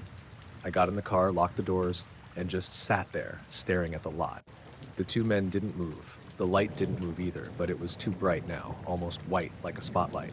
I couldn't see any wires, any reflection, any aircraft, just the pure, steady glow. I started the engine and pretended to scroll through my phone. I needed a reason to leave. Maybe if I pulled out slowly, I could make it seem normal, like I just stopped for gas or a bathroom break. When I finally did pull out, I noticed something that made me stop breathing for a second. The two men were no longer on the bench. Not behind a bush, not by a car, not walking in any direction. They were gone. I blinked and shook my head. Maybe they left when I started the car, I thought. Maybe it's nothing. I got back on the highway, careful to stay in the center lane, scanning the mirrors. The light was gone too, just empty desert again. My heart slowed gradually, but the tension didn't fully leave my shoulders. I drove the rest of the way in silence, thinking about what I'd seen. That star, that light, whatever it was, had followed me for miles. And the two men, sitting there like they'd known exactly where I would stop, like they'd been waiting for me. I tried to rationalize it. Maybe some kind of weird late-night art project, some pranksters in suits, a plane landing far away, a mirage. None of it fit. I didn't tell anyone for a while. I even debated whether I should call the police if they were doing something illegal. But there was nothing to report, no crime, no explanation, nothing. A week later, I drove back through the same stretch of desert, same road, same time. I kept scanning the horizon for that light, the bench, the two men. Nothing. Empty desert. Just me, the asphalt, and the stars. It's been years since that night, and I still think about it. Sometimes when I drive long stretches of highway, I glance at the mirrors out of habit, half expecting to see that pinpoint of light. And occasionally, when it's dark enough and the road is quiet, I think I catch a shadow on the shoulder, something perfectly still, watching. But I never stop at that rest area anymore.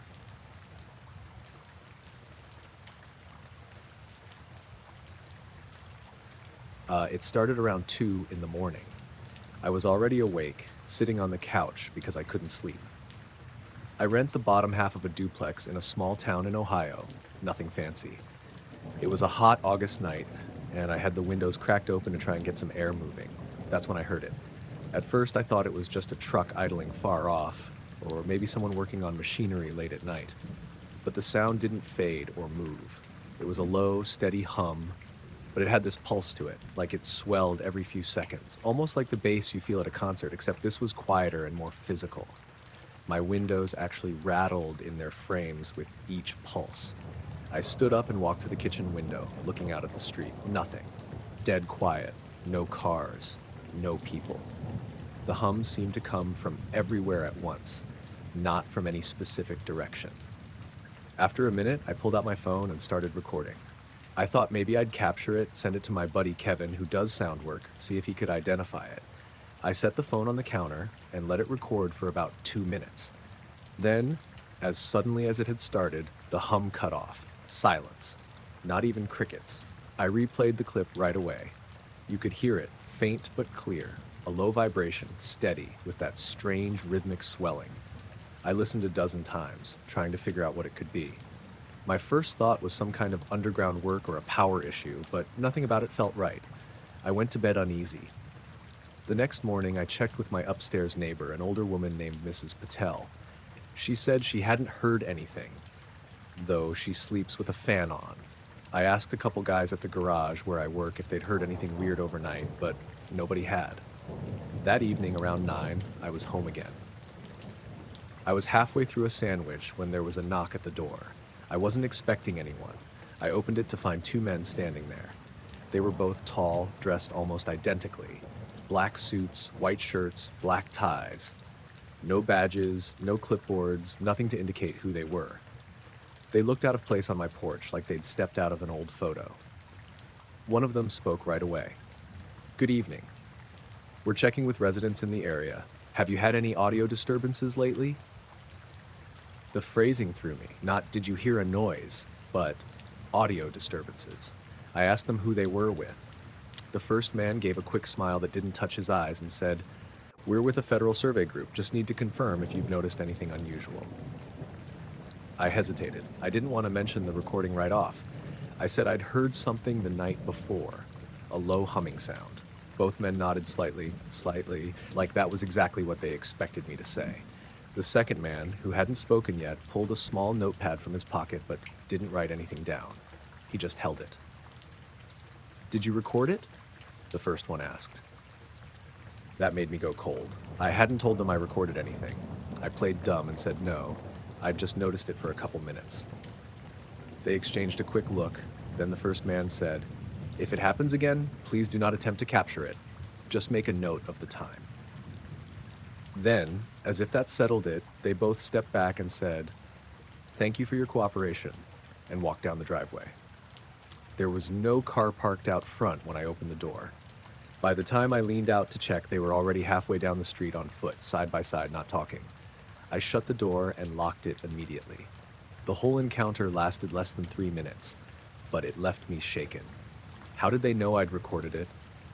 Nobody else knew, not even Kevin. I hadn't sent him the clip yet.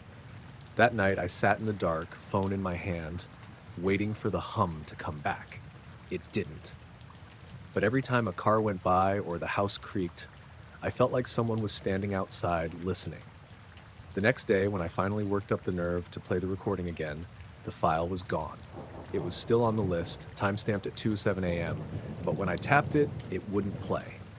Just an error message. I tried plugging the phone into my computer. Same thing. The file was there, but empty, showing 0 seconds. I haven't heard the hum again since that night. But sometimes, if I'm up late, I'll look out the window and think I see two figures standing across the street, just barely in the shadows. I never go out to check.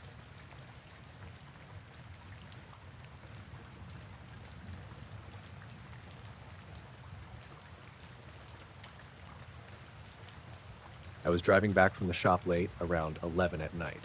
I do car work in a little garage outside Lincoln, Nebraska, and sometimes if a job runs long, I just stay until it's done. That night, I'd been fixing a transmission for a guy who needed his truck the next morning. By the time I cleaned up and locked up, the streets were empty and the air had that heavy, late summer humidity that clings even after the sun's gone down. My route home takes me along county roads, flat stretches with nothing but cornfields on either side. It's the kind of drive where you can go 10 minutes without seeing another car. I had the windows down halfway, radio low, just trying to unwind. About 10 minutes into the drive, I saw a glow up ahead on the right. At first, I thought it was a combine or some farm equipment out late, but it wasn't moving and it wasn't the right color. It wasn't a harsh yellow of headlights or the red of taillights. It was this soft, whitish blue glow, steady and even, like the light you'd see in a welding shop, but spread out wider. As I got closer, I realized it was coming from the middle of a cornfield. I slowed the truck, pulled off onto the gravel shoulder, and killed the engine. The field was maybe 50 yards from the road, and I could see the rows of corn lit up in that glow, every stalk casting these sharp shadows. That's when I saw the shape sitting there. It wasn't a tractor. It wasn't anything I recognized. It looked like a flat disc, maybe 30 feet across, just resting on the ground between the rows. The light wasn't shining onto it from above. It was coming from it. The whole surface was glowing faintly, like the metal itself was lit up. I sat there in the cab for a good minute, just staring. I thought about getting out, but I didn't have my phone on me. I'd left it charging at the shop. Part of me wanted to get closer, but part of me wanted to drive straight home and forget it. In the end, curiosity won out. I turned the truck back on, swung it around, and headed back to the garage. It wasn't far, maybe 5 minutes. I grabbed my phone, hopped back in, and drove back to the same spot. But when I pulled up again, the glow was gone. I killed the lights and rolled down the gravel shoulder, scanning the rows. The disc wasn't there anymore, or at least I couldn't see it. What I did see, though, were two men standing near the edge of the field where I'd stopped earlier. Both wore black jackets and dark pants. They weren't farmers. I knew that right away. No reflective vests, no caps, no flashlights. They just stood there, perfectly still, facing the road. I slowed but didn't stop. One of them raised a hand in a sort of half wave, signaling me down. Against my better judgment, I rolled to a stop and lowered the window. The man who'd waved stepped closer, close enough that I could see his face in the dim moonlight. Pale skin, clean-shaven, maybe mid-40s. His expression didn't change at all when he spoke. "Field's closed tonight," he said. "Spraying." That was it. No greeting, no explanation. Just that. I glanced past him into the rows. No equipment, no tanks, no lights, no noise of engines, just dark corn swaying in the night breeze. I said something like, "Did you guys see the light out here just now?" He didn't answer. He repeated the same thing, same flat tone. "Fields closed for spraying." The other man hadn't moved since I pulled up. He just stood there a few feet back, hands at his sides, staring at me. I couldn't make out his face as clearly, but I had the sense he was older. Neither of them looked like they belonged standing in a cornfield at midnight. I nodded, muttered an apology, and put the truck back in gear. As I rolled away, I checked the rear view. Both of them were still standing there, watching. By the time I got home, I felt wired. I kept replaying the moment I first saw that glow, how unnatural it looked, how the disc seemed to light the corn from underneath. But the men, that stuck with me more. The way they appeared so quickly, like they'd been waiting. And their explanation didn't make any sense. Farmers don't spray fields at night with no machinery, no lights. The next day, I drove the same road in daylight. The field looked normal. Rows intact, no signs of tracks or burning, no equipment. I slowed at the spot where I'd seen the glow, and for a split second, I thought I saw a faint ring in the dirt between the corn rows. But maybe it was just where the irrigation had cut deeper. I didn't get out to check. I've passed that field plenty of times since then, and I've never seen anything like it again. But sometimes when I drive home late, I'll slow down without realizing it, scanning for any strange light out there in the rows. And every time I do, I half expect to see those two men standing there again, waiting.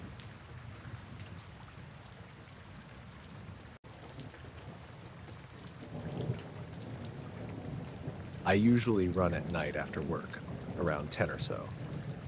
The park near my place in Northern Virginia has a decent trail that loops through some woods and back around a big open field, maybe 2 miles total. It's not lit, but I always bring a headlamp.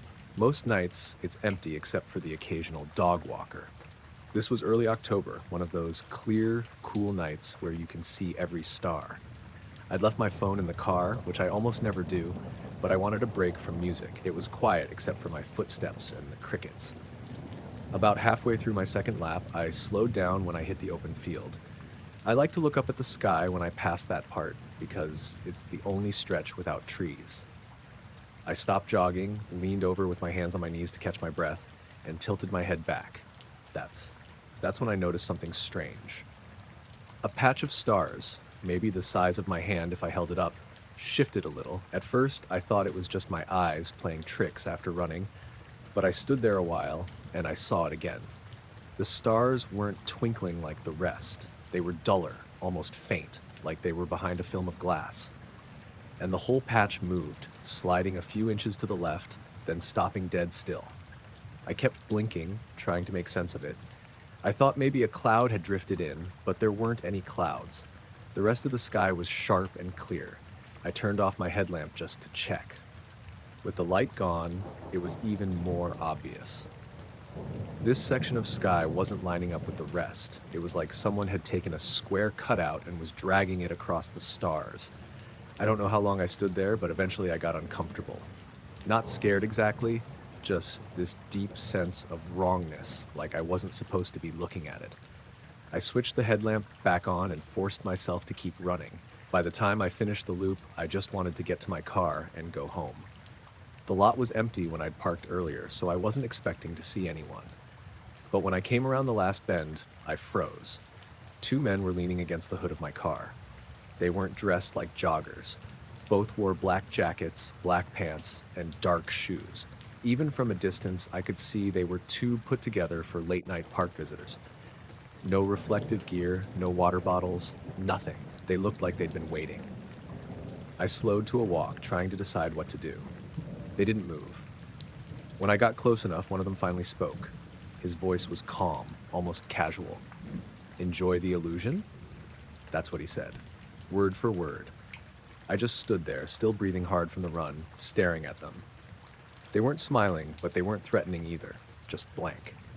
The second guy, taller than the first, tilted his head slightly, like he was studying me. I asked them what they meant. Neither answered. The first guy just repeated it. "Did you enjoy the illusion?" At that point, I was rattled. My keys were in the little pouch on my shorts, and I kept brushing my hand against it, ready to unlock the car, but they were blocking it. I told them I needed to leave. The taller one stepped aside, slow and deliberate, but he never took his eyes off me. The other guy stayed by the driver's side door. I unlocked the car with the fob, the headlights flashing, and the sound made me jump. The guy by the driver's door finally moved around to the front, giving me room. I slid in, started the engine right away. Before I could put it in reverse, one of them leaned down toward my window. He didn't knock, just bent down, so his face was level with mine.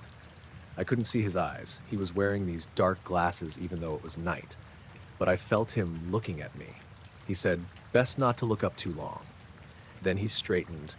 Both of them turned at the same time, and they walked across the lot into the trees.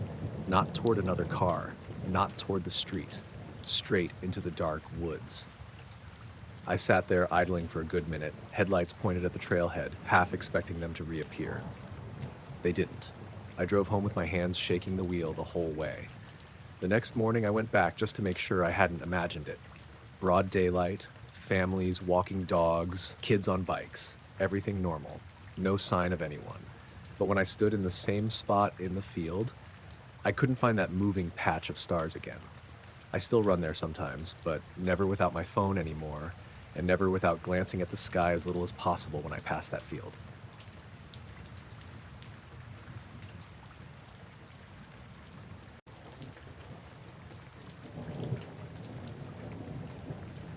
I was fishing out of Booth Bay Harbor that morning. It was late September, still warm enough to go out alone without freezing, but the fog was thick on the water. I'd taken my little 20-foot lobster boat out a few miles past the usual spots.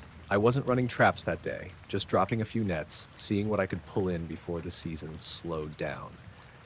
It was one of those mornings where everything felt muted. The engine noise, the gulls, even the waves slapping against the hull, all sounded dampened by the fog. I remember pulling the first net in around 8. Mostly junk, seaweed, a couple of undersized cod I tossed back. On the second haul, though, the net came up heavy and uneven. At first, I thought I'd snagged on some rocks or maybe an old lobster trap, but when I finally dragged it over the side, there was this metallic thing tangled up in the mesh. It wasn't big, maybe the size of a basketball, though not round. More like a lopsided oval with these strange seams running across it. The surface was dull, almost like brushed steel, but it had spots that looked scorched. It didn't feel like normal metal when I knocked on it, more hollow, lighter than it should have been.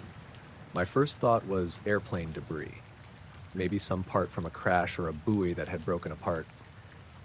I was leaning over it, trying to see if it had any numbers or markings, when I heard another engine in the distance. That wasn't unusual out there. Plenty of guys run their boats early, but what struck me was how quickly the sound grew. Through the fog, this black boat came sliding up toward me. Not a skiff or a fishing boat, but a sleek-looking motorboat. Dark hull, no visible name or registration. 2 men were standing in it, both wearing black jackets and caps. One of them cupped his hands around his mouth and called out, "You pulled something that doesn't belong to you." That made me laugh nervously, like he was joking, but they weren't smiling. They pulled up alongside me, close enough that I could see their clothes weren't just black. They looked almost like uniforms, but without patches or insignia. Both of them wore sunglasses, which made no sense in that fog. The one at the wheel said, "That's military debris. We'll be taking it." I hadn't even had time to get a proper look at it, and now these 2 strangers were telling me it belonged to them. I asked what branch they were with. No answer, just the same line, word for word. "It's military debris. We'll be taking it." I remember feeling this mix of irritation and unease. It wasn't like I wanted to keep the thing, but the way they showed up so fast, like they'd been watching me, put me on edge. I said I'd hand it over if they showed me some ID. Neither of them moved. They just stared, silent until I looked away. The second man finally stepped forward, reaching out with this gloved hand like he expected me to just give it to him. I didn't. I told him I'd call the Coast Guard first, just to make sure everything was handled properly. That's when their tone changed. The one at the wheel leaned in closer and said, almost flatly, "You didn't see this? Understand?" Before I could answer, the other guy climbed onto my deck without asking. He didn't even hesitate. He bent down, untangled the metal object from the net like he knew exactly what it was, and carried it back to their boat. They set it down gently, almost carefully, on the floor of their hull. I was pissed off, but I didn't say anything more. Something about the way they moved, so calm, so practiced, made my stomach knot up. I just stood there with my hands on the rail, watching.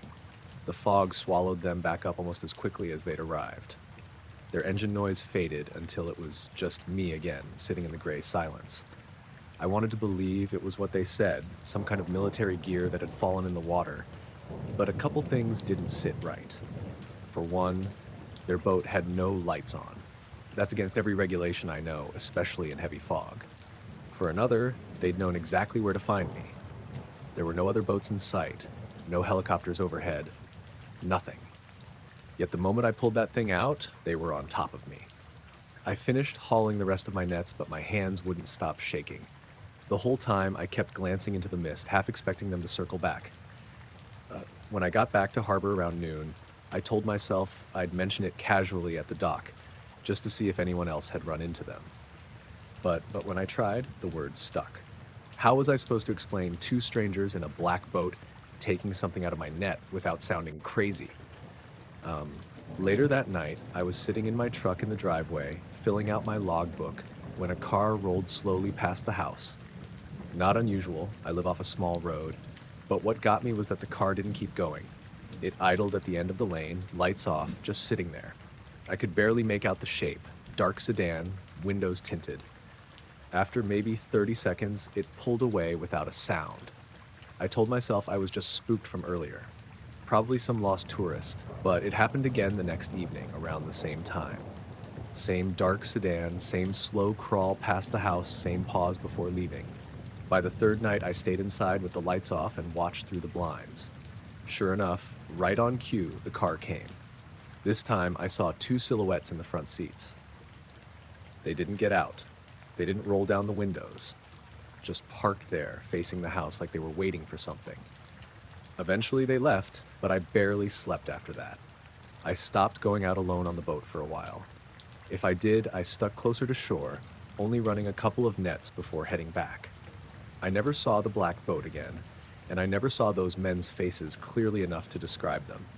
But every so often, usually when I'm heading back late from the harbor, I'll notice a car in the rearview mirror that seems to linger a little too long before turning off. It's been months now, and nothing else has happened. But I can't shake the memory of how quickly they appeared out of the fog that morning. Like they were waiting just out of sight, tracking me, knowing exactly what I'd pull up before I did.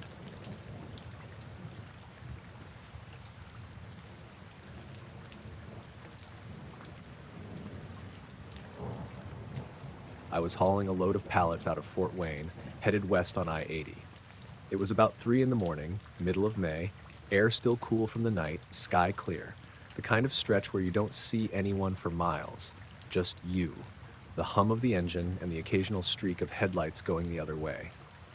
I'd had the radio off for a while, letting the road noise fill the cab. Somewhere outside Ottawa, maybe 15 miles east, I noticed a glow up ahead.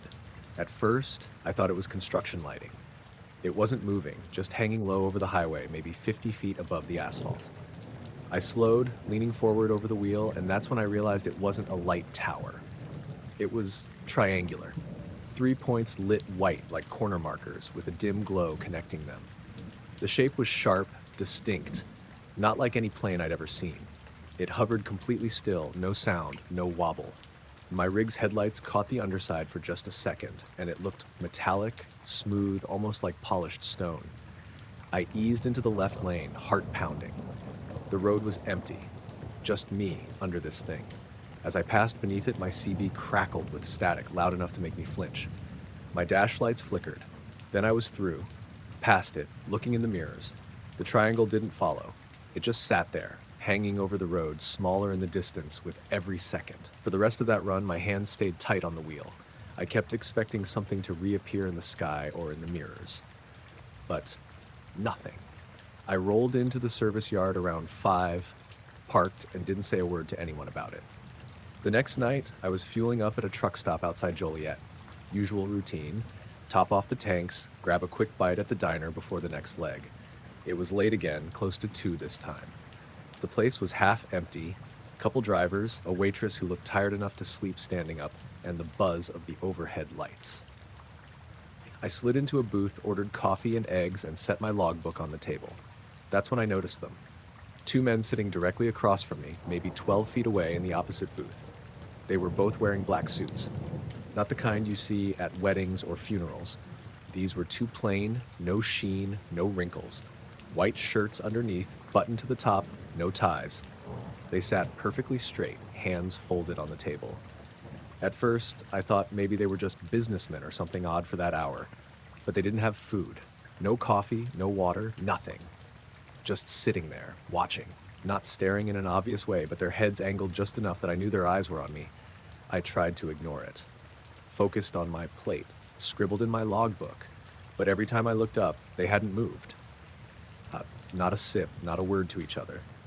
Just the same posture, same stillness. The waitress brought me a refill and I leaned toward her, half joking.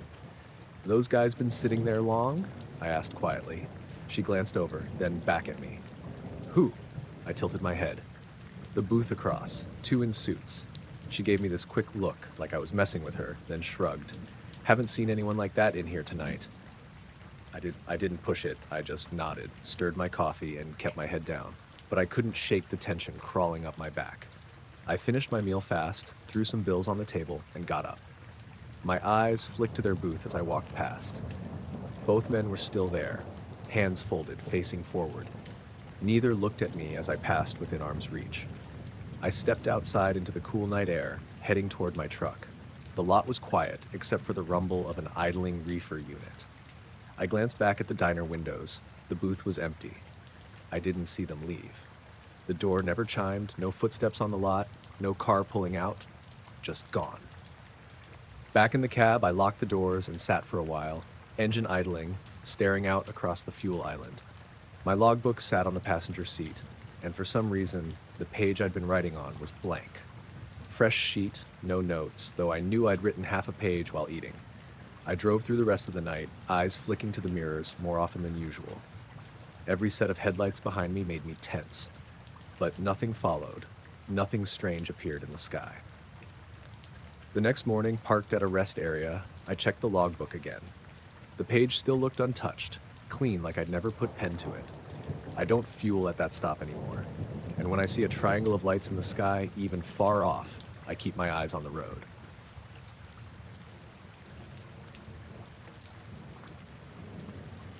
It was just after 2 in the morning when I noticed it on the cameras.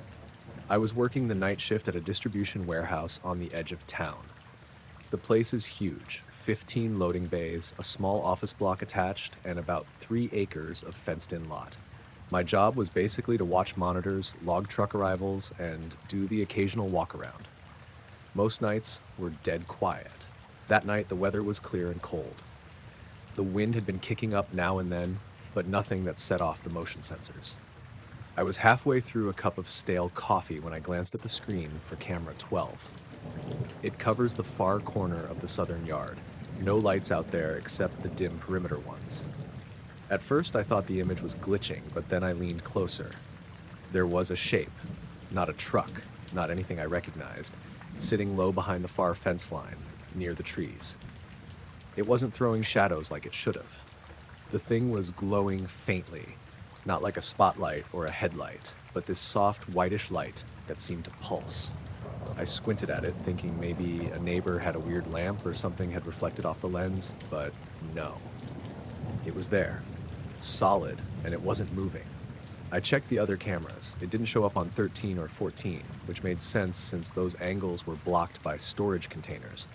But camera 12 had it dead on. My first thought was to grab my phone and take a picture of the monitor, but I hesitated. Part of me didn't want to move. I kept watching for maybe 30 seconds, and then the glow shifted, like it tilted or rotated, but there was no sound. None. Even from that distance, if it had been a truck or machinery, I should have heard something. Then, in less time than it took to blink, the thing just wasn't there anymore. No fade out. No movement. Gone. I was still staring at the empty yard when the front gate camera popped up on the motion feed. A dark van, no logos, no plates I could read, pulled up outside the security office. That was already strange. We don't get unannounced visitors, especially not in unmarked vans at 2 in the morning. 2 men got out. Both wore black suits. Not navy, not charcoal. Black. White shirts, black ties. They didn't look like truck drivers or inspectors. The taller one had a narrow face and skin so pale it looked almost gray under the security lights. The shorter one kept his head lowered like he was studying the ground.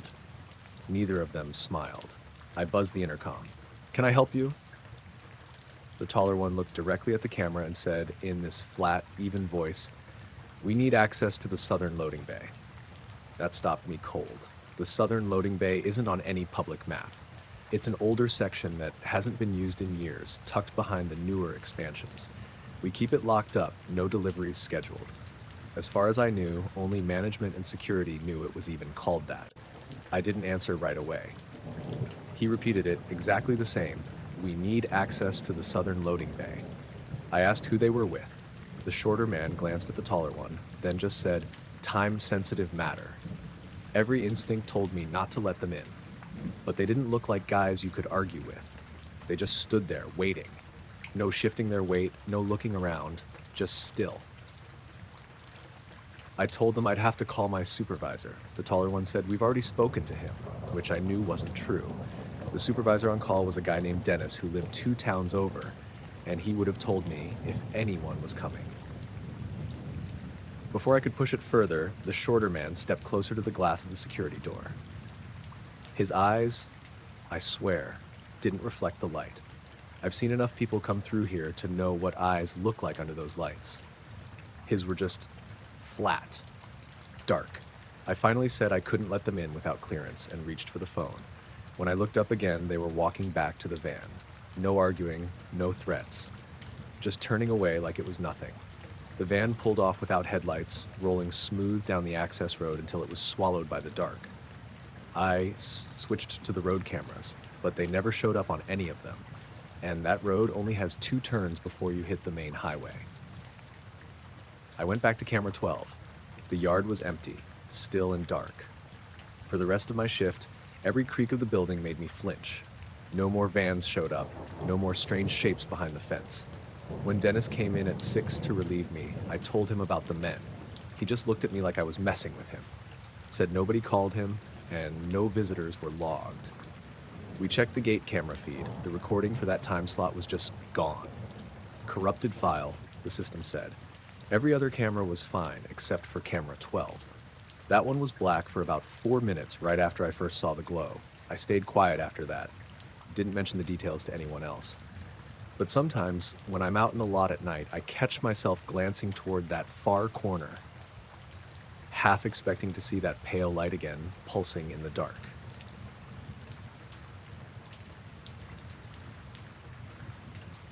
I'd been flying small aircraft for over a decade, mostly charter flights and the occasional sightseeing trip. That afternoon was routine, a short hop from Billings to a private strip just outside of Sheridan. It was cold, clear air with a thin layer of high clouds. I remember thinking the light had that washed-out silvery look you get in winter when the sun can't quite burn through. I was about 30 minutes from landing when I saw it. At first, I thought it was just a break in the clouds catching the sun in an odd way.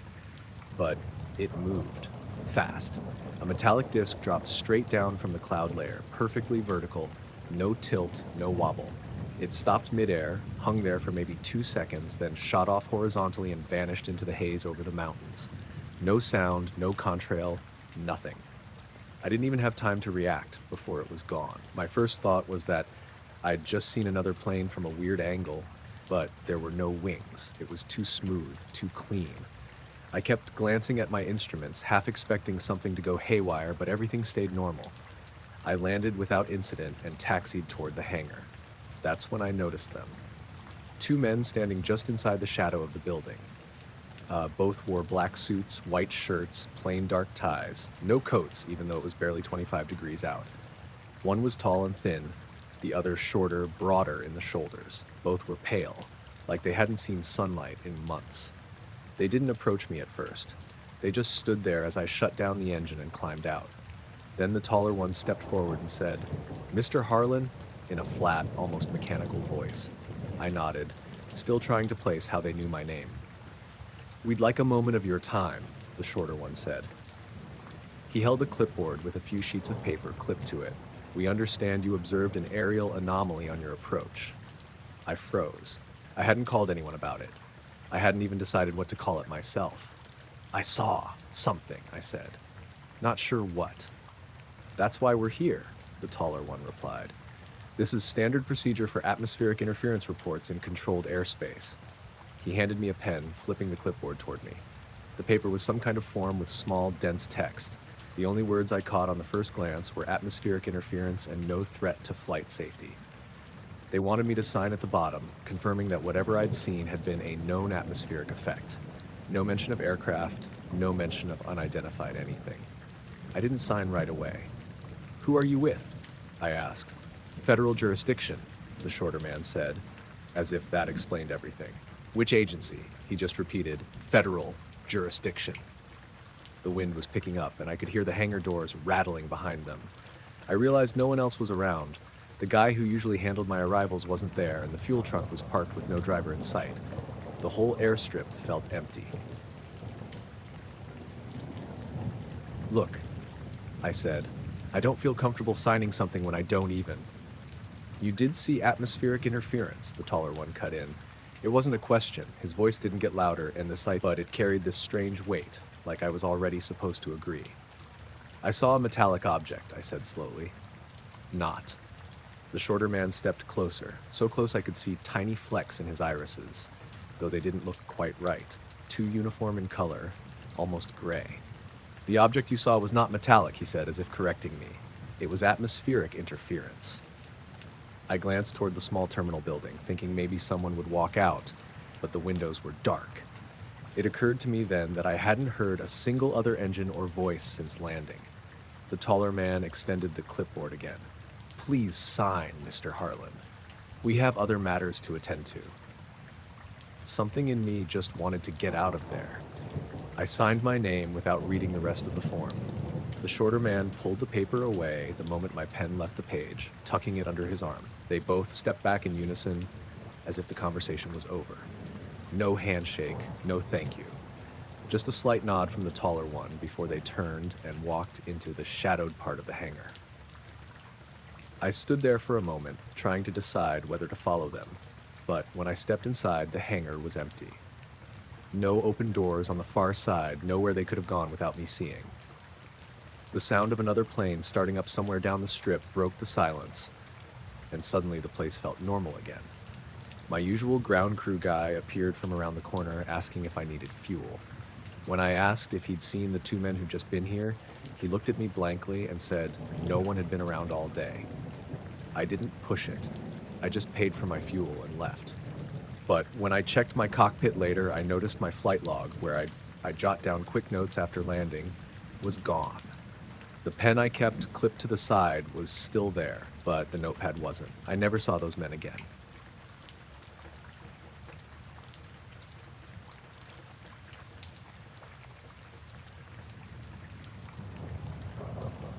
I was out on the edge of town one evening, chasing storms.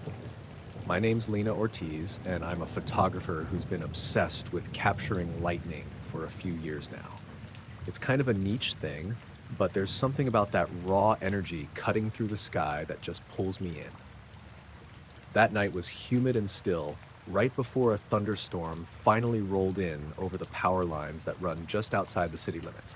I had set up near a dirt road where the pylons stretch in a long line across an open field. It's a spot I'd been to before, but that night something felt off. The air was thick, like you could cut it with a knife, and there was this strange quiet. No crickets, no wind rustling the grass, just this heavy silence. I was watching the clouds darken, camera ready, waiting for a good strike. Then, suddenly, a bolt lit up the sky, sharp and close, and I snapped a photo. I lowered the camera, expecting to check the shot and wait for the next strike, but something caught my eye. Between two of the pylons, there was this dark shape, almost like a silhouette, flickering in and out of view for just a second. It was perfectly round, like a disc, but it wasn't glowing or flashing. Just there, shifting like a shadow, slipping between the metal towers. I blinked, tried to shake it off, thinking maybe it was a trick of the light or some kind of bird or drone. I looked back at my camera screen and zoomed in on the photo I'd just taken. There it was. Faint, but clear enough, a round shape hovering near the power lines just off-center. The lightning had illuminated it, and it looked like it was solid, not a reflection or lens flare. I felt my heart skip a beat, but convinced myself it was probably some weather balloon or a weird camera artifact. I packed up and left the spot once the storm passed, but I kept going back to that photo over the next couple of days. 2 days later, I was at a small cafe downtown, editing photos on my laptop. The place wasn't busy, just a few regulars. I was alone in a corner when a man in a black suit came in. Not a flashy or expensive looking suit, just plain black, and he didn't have a tie or anything. He walked over to my table without saying a word and sat down opposite me. I looked up, startled. "I see you've been photographing the storm near the pylons," he said quietly. His voice was calm, but had this strange intensity that made me uncomfortable. I nodded, trying to figure out if this was some kind of weird joke or maybe a reporter. "May I?" he asked, and before I could say no, he reached out and grabbed my laptop. He pulled up the photo with the dark disk in it. He printed a black and white copy right there on the cafe's printer. I hadn't even noticed he was carrying a small portable printer in his briefcase. He slid the print across the table to me. "If you decide to share this image, consider framing it differently," he said, eyes locked on mine. I was too confused to respond. "What do you mean?" He smiled thinly, stood up, and walked away. Just like that, he was gone. I looked down at the print. The disc-shaped silhouette was even more visible in black and white, but this time I noticed something else. Subtle distortions around it, like the air was bending or shimmering. After that, things got weirder. My phone started acting up. Calls would drop without explanation. My GPS would glitch, showing me in places I hadn't been. I began noticing people watching me, just out of the corner of my eye, men in plain black clothes blending into crowds. They never approached, but their presence was unmistakable. One night, I went out again to photograph lightning, hoping to catch another shot or maybe understand what I'd seen. The storm was rolling in, and the wind had picked up. I set up my camera and waited. Lightning flashed, and for a moment, I thought I saw that disk again, flickering just beyond the pylons. But when I raised my camera, it was gone. I left quicker than usual and got back home feeling tense. The next morning, I found a small envelope slipped under my door. Inside was a Polaroid, an instant photo of my apartment window taken from the outside. The image was grainy, but I could make out my reflection in the glass, and behind me, just a faint shadow that looked like a man in a suit. There was no note, just the photo. I tried to ignore it, but the feeling of being watched only grew. I stopped sharing any photos of the storm. I deleted the images from my camera and phone. Yet, I kept wondering who that man was and why he cared about the photo. What did he want me to frame differently? Weeks went by and the men in black never directly confronted me again, but I could feel their eyes whenever I stepped outside. The strange glitches persisted. I kept shooting storms, always hoping to catch a glimpse of the disk or figure out what it was, but it never appeared again. I guess some things don't want to be seen, and some pictures aren't meant to be shared as they are.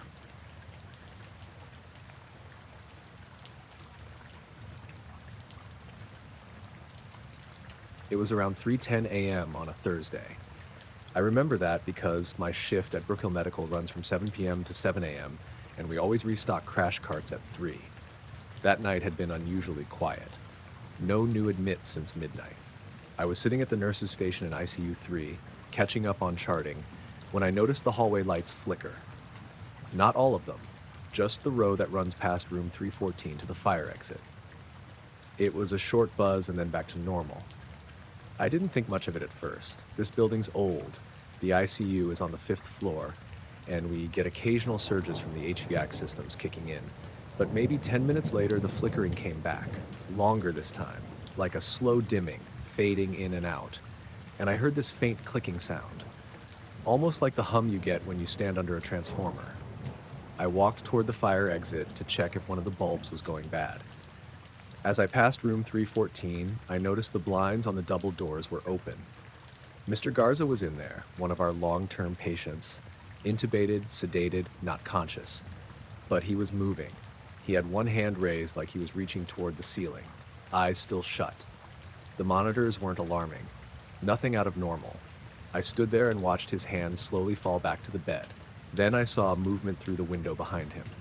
We've got a small rooftop area beyond that side of the unit. It's not accessible to the public, maintenance only. It's covered in gravel and vent hoods and those big metal boxes for the HVAC units. I've seen it during the day a few times when housekeeping props the door open to air out the linen room. At night, It's just dark. But something was up there. I caught a flicker of movement behind one of the vent stacks. A shape, tall, narrow, like a person standing too still, watching. I thought it might be security doing rounds, but we don't normally have anyone up there. There's no reason for it unless something's broken. I stepped closer to the window. I couldn't see a face, but I could see the shape clearly. It wasn't crouching or walking. It was just there, perfectly upright, backlit by the city lights bouncing off the cloud cover. The head was tilted slightly, and the arms hung too straight, like someone pretending to be a mannequin. Then the lights flickered again, harder this time, and when they came back on full, the shape was gone. I radioed down to the front desk and asked if anyone was on the roof. They said no. I asked if security could check the access hatch. A few minutes later, they called back saying it was still locked from the inside. I didn't report what I saw. I figured maybe it was a shadow or a hallucination from being up too many nights in a row. But I started feeling uneasy. That part of the unit felt colder than the rest. Even the other nurses mentioned it later, joking around about ghosts in the vents. But I didn't laugh. When my shift ended, I went down to the break room to clock out. I was halfway there when I saw a man standing near the vending machines by the elevator. He didn't belong there. Pressed black suit, pale, neat, like he had just stepped out of a catalog. He didn't look like a rep or a doctor or security. No badge, no scrubs. He wasn't looking at the machines, just standing there facing the elevators, holding a slim black folder under one arm. I slowed my pace without meaning to. Something about him made my stomach drop.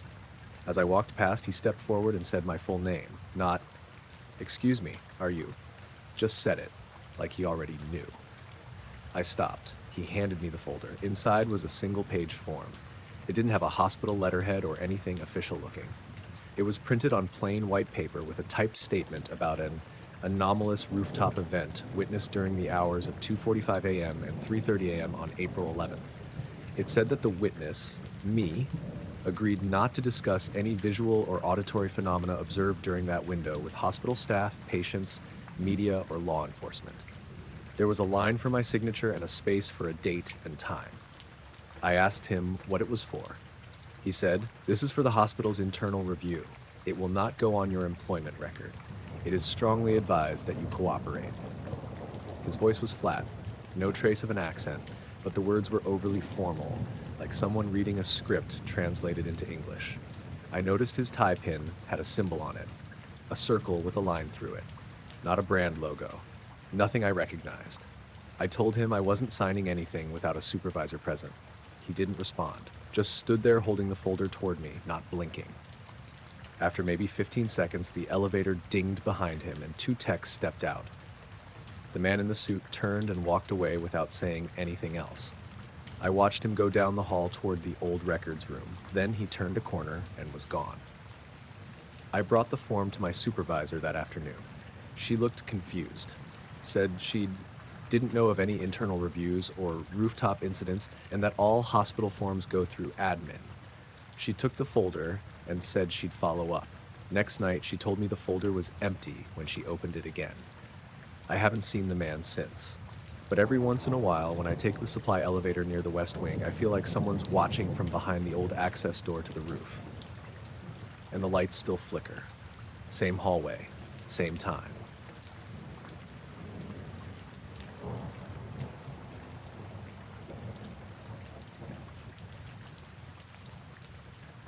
I was driving back from a storm chase about an hour outside of Amarillo, Texas, just as the sun was dipping below the horizon.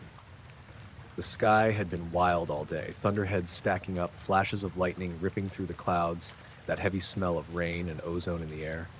I had my camera gear packed tight in the truck bed, lenses cleaned and ready for the next round, but the storm was breaking up, so I figured it was time to head home. I'm Rachel, by the way. I've been a storm photographer for years, mostly freelance, selling shots to weather sites, magazines, or just posting on my own social channels. It's not a glamorous life, mostly cold nights on a folding chair and freezing fingers, but when you catch something rare, it's worth it. That day was different. While I was setting up near a dirt road off Highway 287, I noticed something odd through my long telephoto lens. I was focusing on a particularly nasty-looking cumulonimbus that had these weird ripples along its edges, sort of like waves on water. Then out of nowhere, a small metallic shape darted through the clouds. It wasn't a plane, not a bird, and it didn't leave any trail or noise. Just this sleek, shiny object weaving effortlessly through the storm cells. I snapped a bunch of photos, adjusting focus and shutter speed, but the thing vanished almost as quickly as it appeared. When I checked the shots on my camera, the object was there, sharp and clear on the negatives. It looked like a dark disc, almost like a piece of polished metal catching the last bits of sunlight. That night, I couldn't stop thinking about it. I set up my little darkroom in the basement, just a red bulb and some trays for developing film, and started processing the rolls. I worked slow, careful with the chemicals, because if there was anything on the negatives worth looking at, I didn't want to ruin it. As the images started to appear, I saw the storm clouds, the lightning, the rugged landscape, and then there it was again, in a few frames. That strange metallic blur twisting through the air, unlike anything I'd ever seen. I was alone, the house quiet except for the dripping faucet in the kitchen above. Suddenly, the basement door creaked open. I didn't hear anyone come down, and the stairs were behind me. So I whipped around. There he was, a man in a black suit, no tie, pale face with sharp features, standing in the red glow of the darkroom. He looked calm but serious, almost like he didn't belong in a place like this. His eyes caught the light just right, and I could see a faint reflection of the negatives in his pupils. "Can negatives lie?" he said, voice low and steady. I blinked, caught off guard. "What?" He stepped closer, hands folded in front of him, calm but deliberate. "Can a negative show something that isn't really there, something that might never have been?" I wasn't sure how to answer, so I just shook my head. He looked around the room, eyes settling on the contact sheets pinned to the wall. "You've captured something," he said, "something that people aren't meant to see." My stomach tightened. "Who are you?" He smiled, but it didn't reach his eyes. "Just someone who makes sure certain images don't spread." His voice was polite but had an edge, like he was used to being obeyed without question. I felt trapped, but I couldn't let him take the film. I swallowed hard and said, "Why are you here? What do you want from me?" He reached into his pocket and pulled out a small card. It had no logo or company name, just black text on a white background. I couldn't read it clearly in the dim red light. "We keep things quiet," he said. "You won't be bothered if you agree to destroy those negatives." My heart pounded. I wanted to say no, to demand answers, but something about him, his calm certainty, made me hesitate. Before I could reply, I heard my phone buzz upstairs. It was a message from my friend Mike, asking if I wanted to grab breakfast in the morning. I glanced at the man again. He seemed to notice the distraction, and after a long pause, he said, "Think it over." Then he turned and walked out, and the basement door closing softly behind him. I stayed down there for a long time, staring at the negatives, unsure what to do. The images were real. I had proof. But so was the man's warning. In the days that followed, strange things started happening. I found my camera gear moved slightly when I was sure I'd left it alone. My phone would sometimes have static or drop calls when I was in certain parts of the house. I'd hear soft footsteps outside the windows late at night, but when I looked, nothing was there. I thought about going to the police or telling someone, but who would believe me? A mysterious man in black who just shows up, tells you to erase evidence? It sounded insane. One night, I looked again at the negatives, and the metallic object was gone. Not faded or scratched, just completely missing from the frames where it had been. I checked the original digital files from my camera's backup, and the images were the same. It was like the object had never been captured at all. I still have the developed photos, the ones without the object, and the card the man left. I keep them in a box under my bed, along with my camera. Sometimes, when the wind is right and the storm clouds gather, I wonder if I should try chasing storms again. But something about that night and that man's question keeps me from pulling out the long lens. Maybe negatives can lie after all. Or maybe some things are better left unseen.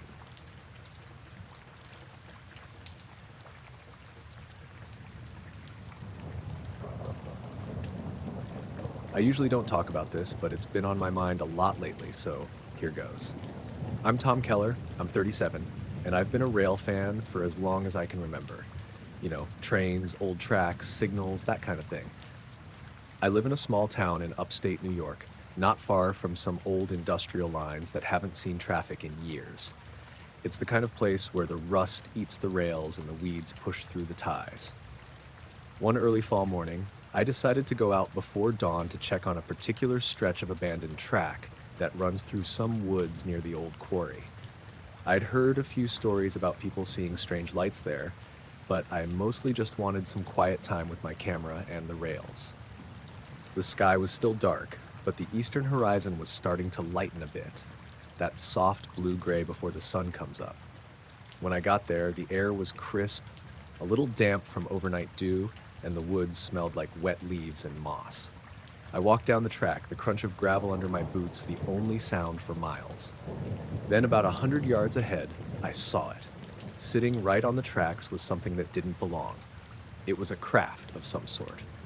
Not a train car or a truck, definitely not anything I'd ever seen. It looked like a wingless airplane, but smaller, maybe the size of a large car. Its surface gleamed faintly like brushed metal, but smoother, no rivets or seams I could make out. It had this matte gray tone that almost blended in with the mist hanging over the rails. No markings, no lights, nothing moving. Just there. I froze for a second, unsure what to think. I'm not easily rattled, but something about it felt wrong. I slowly raised my camera and took a few pictures, trying to get a better look through the fog. The shape was sharp, angular in places, but without wings or obvious doors. It looked like it was made for sliding or hovering, not rolling on wheels. I was about to step closer when I heard something. Off in the distance, the faint hum of an engine. I glanced back toward the road, expecting maybe some maintenance crew or early commuters.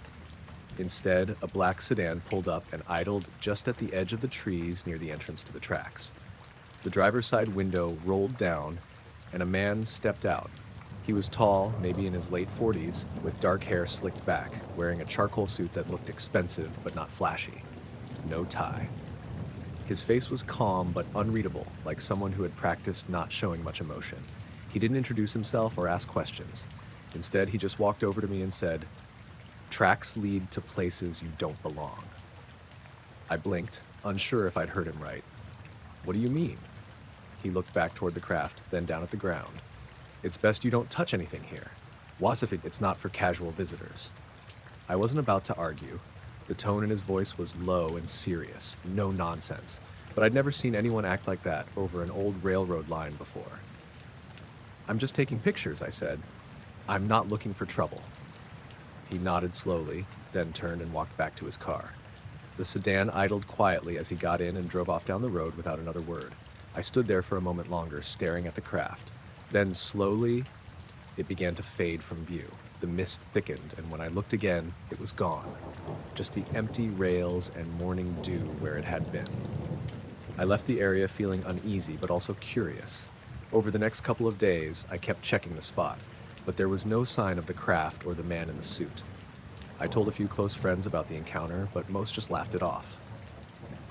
"Probably a military thing," one said, but none of it felt military to me. No helicopters, no patrol cars, no warning signs. What got stranger was that after that morning, I started noticing subtle things. Sometimes on my walks near the tracks, I'd hear footsteps behind me, but when I turned, no one was there. Or I'd catch glimpses of a shadow slipping between trees, always just out of focus. My phone would glitch too. Calls would drop when I tried to dial certain numbers, and pictures I took near the site would come out blurred or with strange light streaks. One evening, I was driving home late, and I saw headlights behind me. At first, I thought it was someone just following the road, but they stayed back, matching my speed for miles without passing. When I stopped at a light, the car behind me stopped as well, a black sedan. The driver never got out, just stared straight ahead. I took a different route once the light changed, and the car followed until I pulled into my driveway, then disappeared. I told myself I was imagining things, getting paranoid, but then the phone calls started. I'd pick up and there'd be silence on the other end. Once I heard breathing, slow and steady, then a faint click, and the line went dead. I haven't answered since. The whole thing feels like a bad dream sometimes, but the photos I took that morning are still on my camera. I keep thinking about going back to the tracks, but something holds me back. Like that man said, maybe there are places you're not meant to go. Still, every so often, when the fog rolls in thick and the night is quiet, I swear I hear the faint hum of something sliding over metal tracks that no longer exist.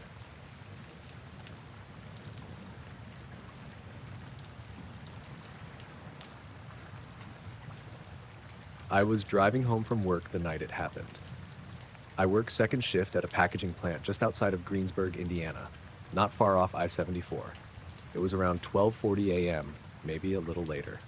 The roads were completely empty, which wasn't unusual.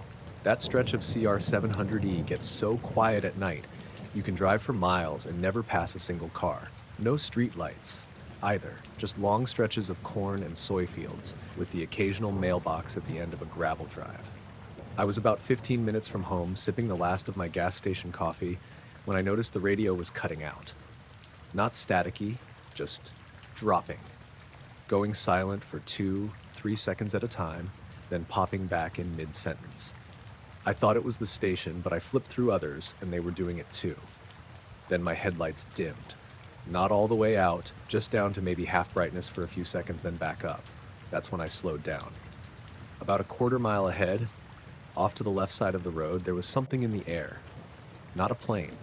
It wasn't moving. It was just hanging above a cut field. There was a barn nearby, one of those old half-collapsed things with the rusted-out roof. I'd passed it 100 times before, but this thing, whatever it was low.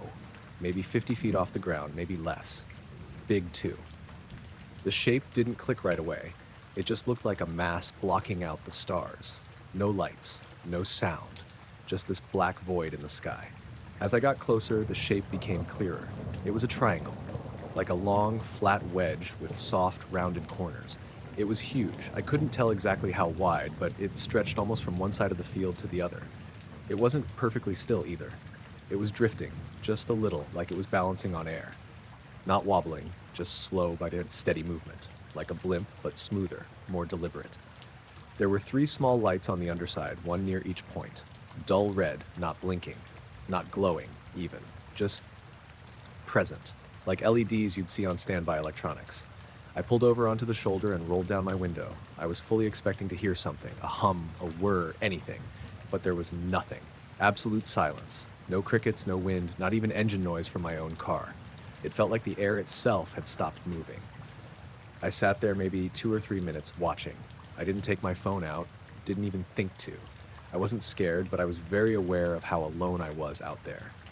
Eventually, the thing started to rise, very slowly. It didn't rotate or tilt, just lifted straight up, still perfectly level.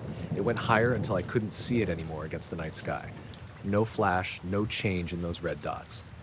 It just faded upward until it was gone. I waited another minute, then drove the rest of the way home. My house is on a little cul-de-sac in a newer subdivision outside Westport. I didn't tell anyone when I got in, just microwaved some leftover mac and cheese, showered, and went to bed around 2 a.m. I didn't sleep much, not because I was scared, just wired, like my brain wouldn't settle down. The next morning, I woke up around 7:30. I was off that day, but the garbage truck comes early and always wakes up my dog. I got up, fed her, made coffee, and that's when I noticed the car in the driveway. Black sedan. Looked like a government vehicle. Tinted windows, no plates, just sitting there, engine off. 2 men were standing outside it. One was by the front step, the other by the car, both in dark suits, no visible badges or anything. I opened the door a crack and asked if they needed something. The one closest to the house smiled, not wide, just enough to be polite, and said, "Just a few quick questions, ma'am, if you have a minute." I stepped out onto the porch. He didn't offer a name, just asked if I'd been on County Road 700E the previous night, near the collapsed barn. I said I had, on my way home from work. Then he asked, "Did you see anything unusual while driving?" I didn't answer right away. I wasn't sure what to say. He kept looking at me, not in a threatening way, more like he was studying my reaction. I said I'd seen some weird lights in the sky. Just that, nothing else. That's when the second man, still standing by the car, called over. He said, Do you often imagine things at night? His tone wasn't sarcastic. If anything, it sounded like a genuine question, like he'd asked it before and gotten serious answers. The other man didn't react. He just kept his eyes on me. I said no. I said I was awake and driving and that I knew what I saw. The one at the car didn't say anything else. The one near me just nodded like that was good enough. That was good enough. Then he looked past me at my front yard and asked if I had any outdoor cameras. I told him no. He said, "Understood," and thanked me for my time. They both got in the car and backed out of the driveway. I watched them go. They didn't stop at any other houses, just turned out of the neighborhood and drove off down the main road. Later that day, I noticed something odd. My mailbox, which is one of those group boxes for the block, had a smear across the front, like oil or ash. Not on anyone else's, just mine. I wiped it off with a paper towel and it left this gray, greasy streak. I thought about keeping the towel, but ended up tossing it. That night, my dog wouldn't go into the backyard. She stood at the door and whined, but when I opened it, she backed away. I ended up walking her out front instead. She kept looking up, not barking, just watching the sky. It's been a few weeks since then. I haven't seen anything else, but every night when I drive home from work, I take a different route.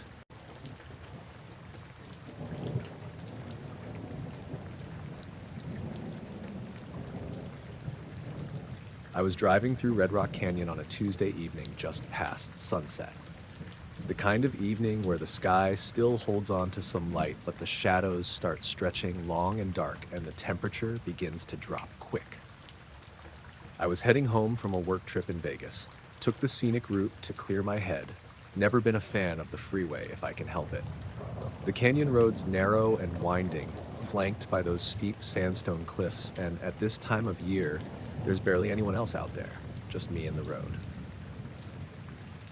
It was around 7:30 when I noticed a car parked just past a sharp bend, one of those old black sedans with no plates. Not something you see every day in the middle of nowhere. I slowed down, expecting maybe a roadblock or construction, but there were no signs, no cones, nothing official. That's when the two guys stepped out, both wearing black suits, dark sunglasses even though the sun was dipping low. One was tall, maybe early 40s, the other shorter, late 30s. They walked right up to my window like they'd been waiting. The tall one didn't smile, just said, "Road ahead is closed for maintenance. You'll have to turn back." I blinked, glanced up the road, saw nothing unusual. No workers, no barriers, no equipment. "Maintenance?" I said. I didn't see any signs. "Private job," the shorter one said flatly. "No exceptions." I wasn't in the mood to argue. "I've got to get through," I said. "I'm trying to get home." The tall guy shook his head. "We can't let you through. It's not safe."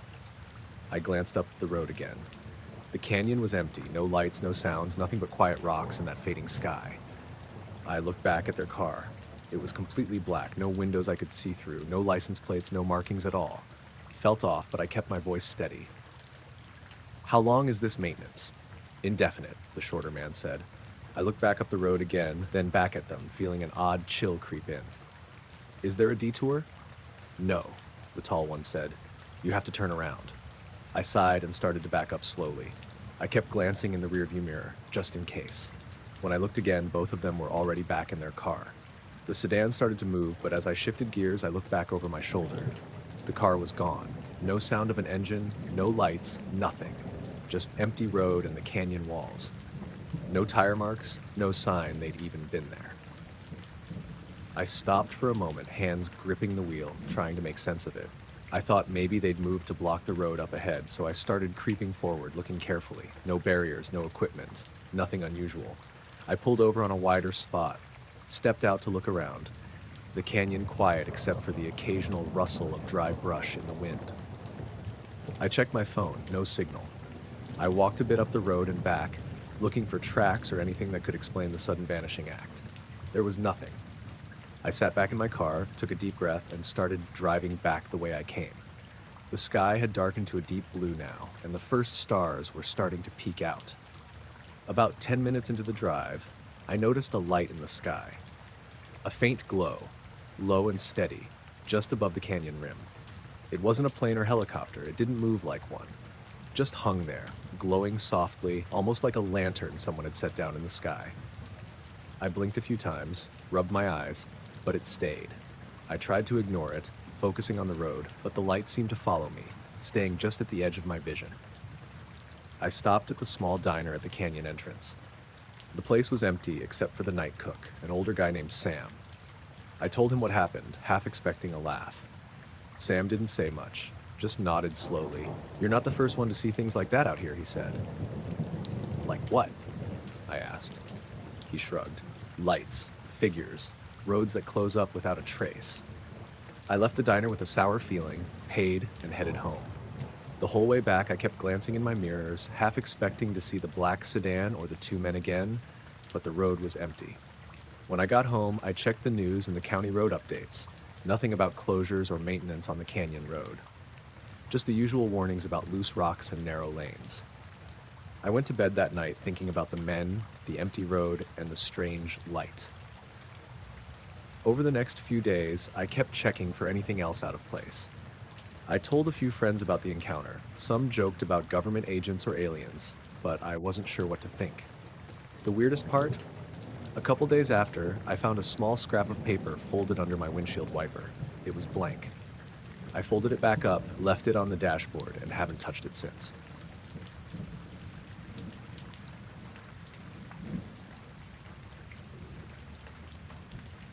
It happened 2 summers ago during the Perseids. I'd driven out to the middle of nowhere, a place about 30 miles east of Lander, Wyoming. County Road 221, nothing out there but scrub, hills, and a single busted windmill. I knew the area because I used to do field work out that way. Quiet spot, no light pollution. I'd planned to park the truck off the shoulder, throw a blanket in the bed, and watch the show with a thermos of coffee and a camera. The sky was completely clear. No clouds, no moon, just stars. I was out there by 11, way earlier than peak activity, but I didn't care. I've always liked the solitude. No service out there either, which honestly made it better. The first few hours were uneventful. I dozed off around 12:30, and when I woke up a little after 2 a.m., the sky was lit up. I sat up, pulled the camera out, started clicking long exposures. I had a basic tripod rigged up in the truck bed and was just letting the shutter roll. Then, somewhere past 3, I noticed something weird on the road behind me. At first, I thought it was just the tripod's shadow, but it didn't move when I moved. It was a shape. A person, maybe 50 feet back, just standing dead center on the road. No flashlight, no movement, just a silhouette. I stared at it for a while, thinking maybe someone pulled off and walked over. But I didn't hear a car, nothing. No footsteps on gravel, no crunch of tires, and this person, if it was a person, didn't shift or turn or do anything normal. I turned my headlamp on and shined it toward them.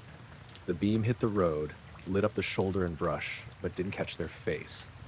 They didn't flinch or shield their eyes or step back, just stood there. I grabbed my phone and took a picture. No zoom, just one quick shot before the light started fading. As soon as the shutter clicked, they turned around and walked into the dark. No sound. Just gone behind the low slope on the other side of the road. I got out and walked a little closer, thinking maybe they needed help. I called out, no answer. I didn't want to chase someone through the brush in the middle of nowhere, so after a minute or two, I went back to the truck. I checked the photo. It showed a figure. All right. Thin. Too tall, maybe. Wearing black or something close to it. The arms looked too long, and the head was oddly shaped. Not a hat. Not hair. Almost featureless, like the face was turned away or blurred. I figured it was a trick of the light, some camera artifact. It creeped me out more than I wanted to admit, but I saved it and locked the phone. The rest of the night was quiet, no more weird figures. I watched the meteors a bit longer, then left just before dawn. I didn't think about it again until the next day. That's when things got strange. I stopped for gas at a Conoco in Riverton on the way back to my place. It was early, maybe 7 a.m. I went inside to use the bathroom, just a quick stop. The place was empty, just the cashier behind the counter and nobody else. As I was drying my hands, the door opened behind me. A man in a black suit stepped inside. Clean cut, maybe mid-40s, pale skin, no tie, top button fastened. His shoes were spotless. He didn't look like someone who belonged there. He stood by the sinks for a second. I remember thinking maybe he was just there to wash up or something, but then he said, without looking at me, "You've seen too much light lately." I laughed. I thought it was a weird joke. Then he turned and looked at me, straight on, and my stomach dropped. His eyes didn't match. The color was off, like the irises were too pale or the pupils were too big. Not fake, just not right. He held out his hand. "Your phone," he said. I didn't move. He stepped closer. "You took a picture. Give me the device." There was no threat in his voice, just this flat certainty, like he already knew I would. And I did. I don't know why. I pulled it out and handed it to him. He looked at the lock screen, tapped the code in, I never told him the code, then turned away and left the bathroom. I followed him out into the store, but he was gone. I mean, gone. No footsteps, no sound, nothing. The cashier was still at the counter, flipping through a flyer. Didn't even look up. I asked if he saw anyone walk out. He said no one came in. I checked the parking lot. No black car, no weird SUV, no sign of anything. Just me and the truck. I stood there for a good 5 minutes trying to figure out what had just happened. Then I noticed the phone was back in my back pocket. I didn't feel him put it there. Didn't see him come near me. I unlocked it. Everything was wiped. It just said camera roll, texts, downloads, all gone. Factory reset. The only thing left was my contacts synced from the cloud. The photo I took? Gone. Not even in the backup folder. Later that night, I plugged the phone into my laptop just to be sure. I ran recovery software. Nothing. The metadata showed a hard reset had been done at 7:14 a.m., the exact time I was in that gas station bathroom. I haven't talked about this with many people. The ones I did tell just assumed I fell asleep and dreamed part of it. I didn't. That stretch of road, I've never gone back.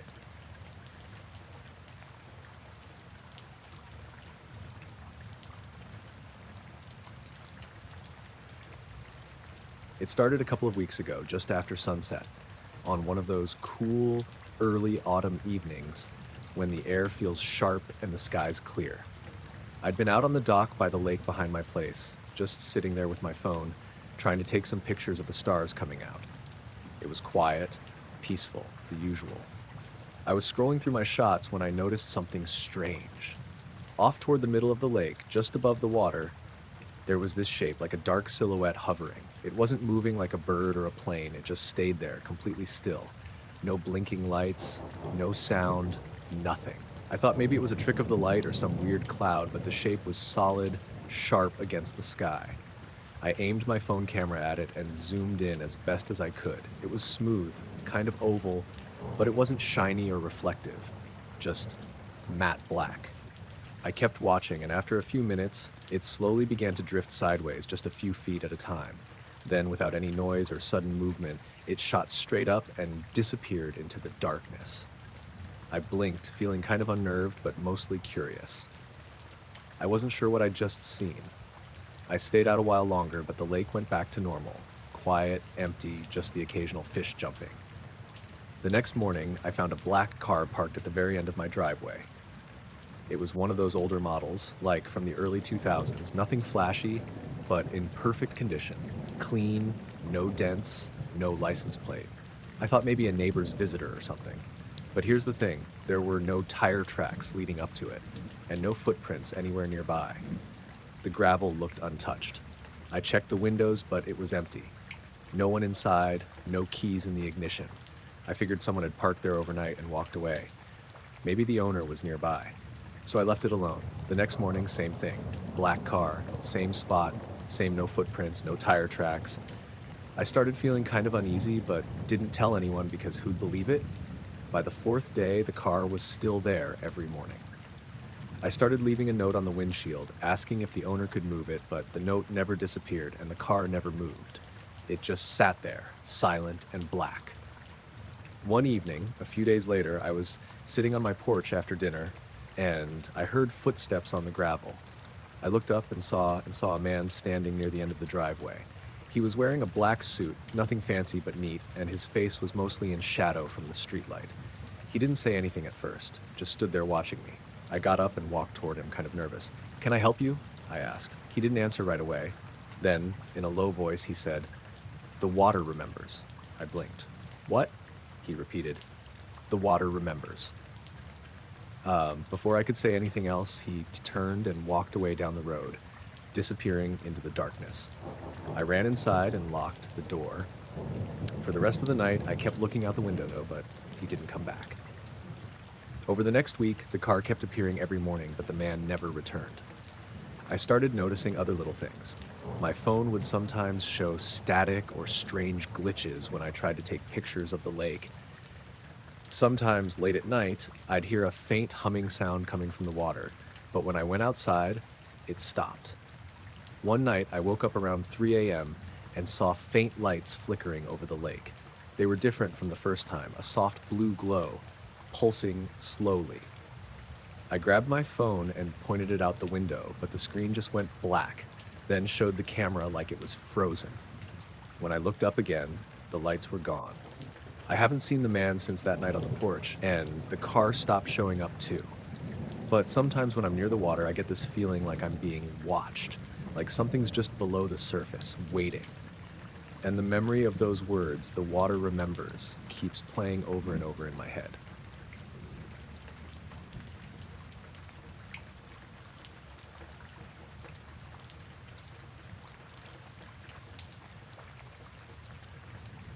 I was out walking the dog when I saw it. This was 2 winters ago, early February, cold but not snowing. I remember that because the sidewalk was dry and I hadn't bothered with boots, just old sneakers and a hoodie pulled over my head. It was around 12:45 a.m. I always take Benny out late before bed. He's a shepherd mix, mostly calm, but if he doesn't get that last walk in, he'll pace all night. We live in a quiet neighborhood in Spokane Valley, near Pines and 16th. Nothing special. Ranch-style houses, older trees, not much traffic after dark. Benny and I were coming back up our street, maybe 5 houses from mine, when he suddenly stopped and stared straight up. At first I thought he was just watching a bird or maybe an owl, but when I looked up, I saw it too. A triangle. Not a plane. I've seen enough jets and stuff flying over to know what they look like. This thing was big, blacker than the sky, no lights except for 3 faint white ones at the corners. It moved slower than anything that size should have been able to. No engine noise, no wind disturbance, just gliding, like it was weightless. It passed overhead, maybe a couple 100 feet up. I remember how quiet it got, not just the object, but everything. Like the sound around us just dimmed. I couldn't hear my footsteps or the dog's breathing. It was like someone turned the world's volume knob halfway down. Benny didn't bark. He just sat there and stared until it disappeared behind the trees to the north. I checked my phone to take a photo, but the screen was frozen on the lock screen. Wouldn't swipe. It only started working again about 30 seconds after the thing was gone. I didn't say anything to anyone the next day. I figured it was maybe a military thing, or a drone I didn't recognize, or just one of those weird one-off moments you file away and move on from. 2 days later, things started getting weird. It was a Tuesday. I'd been asleep for a couple hours when I woke up. No noise or anything, just that kind of sudden, wide-awake feeling you get sometimes for no reason. I got up to check the thermostat, thinking maybe the furnace shut off, and while I was walking past the living room window, I saw headlights across the street. There was a black car idling in front of the Wilkins place. Older model sedan, big body, chrome trim, lights on but not bright, just idling. At exactly 3:17 a.m., the headlights flashed once. Not high beams, not like someone tapping them. It was this short, slow fade on then off, like they were signaling something. Then the car drove away. No rush, no tires squealing, just smooth and quiet, turning the corner at the end of the block and vanishing. I waited a while, then went back to bed. Chalked it up to a weird dream, or maybe someone turning around. But the next night, same thing. 3:17 a.m. on the dot. I checked the clock. Flash. Then gone. It happened again the next night, and the next. Always the same car. Always the same time. Always just one flash of the headlights. Never parked in exactly the same spot, sometimes in front of the Wilkins, sometimes closer to the Morgan's place, but always directly across the street from my house. By the 5th night, I started getting nervous. I tried to film it, set up my phone on a tripod in the window, recording for 20 minutes starting at 3:10. When I reviewed the footage the next morning, the car wasn't there, just empty street. But I'd seen it. I stood there and watched it. I even waved at it once. No reaction. I started asking around the neighborhood. No one else had seen the car. Not the Morgans who sleep with their blinds open. Not old Mr. Harrington across the street who said his dog barks if a leaf blows past the driveway. Even my wife didn't believe me. She works nights at the hospital, so she's never around that late. When I told her about it, she just said I needed to stop watching weird documentaries before bed. I stopped. I stopped walking Benny after midnight. Started doing it earlier, just after dinner. I kept checking the window though. Night after night, the car came back. Always at 3:17. Always one flash. Always gone by the time I reached the door. I tried calling the non-emergency line once just to report a suspicious vehicle. Gave them the time, the make and model as best I could, the pattern. They said they'd send a cruiser through the area. I don't know if they ever did. Nothing changed. Then, about a week into this, I stayed up late and waited outside on the porch. I kept all the lights off and stood behind the column so I wouldn't be seen from the road. Benny was inside, pacing. He didn't like it when I was out of sight lately. At 3:17, the car pulled up again. No headlights this time, just the faint glow of running lights. It stopped directly across the street. Engines stayed on. I couldn't see inside. The windows were too dark. I remember it didn't look dusty or weathered, just clean, like overly clean. No license plate on the front. I stepped out a little, just enough to get a clearer look, and the driver's side window rolled down halfway. There was a man inside, pale, thin face, wearing a black suit, no hat, just sitting there, staring at me. I didn't move. Neither did he. Then, after maybe 10 seconds, he lifted his hand, not a wave, just held it up flat, a stop signal, and slowly rolled the window back up. The car pulled away without flashing its lights. That was the last time I saw it. The next few nights I kept watch. Nothing came. No headlights, no idling. Just an empty street. I told myself I was relieved, but in the back of my mind I kind of missed it. At least when it was showing up, I knew where to look. Now I just keep checking the street at 3:17 out of habit. And sometimes I swear I hear a car idling down the block, but when I look, there's nothing there.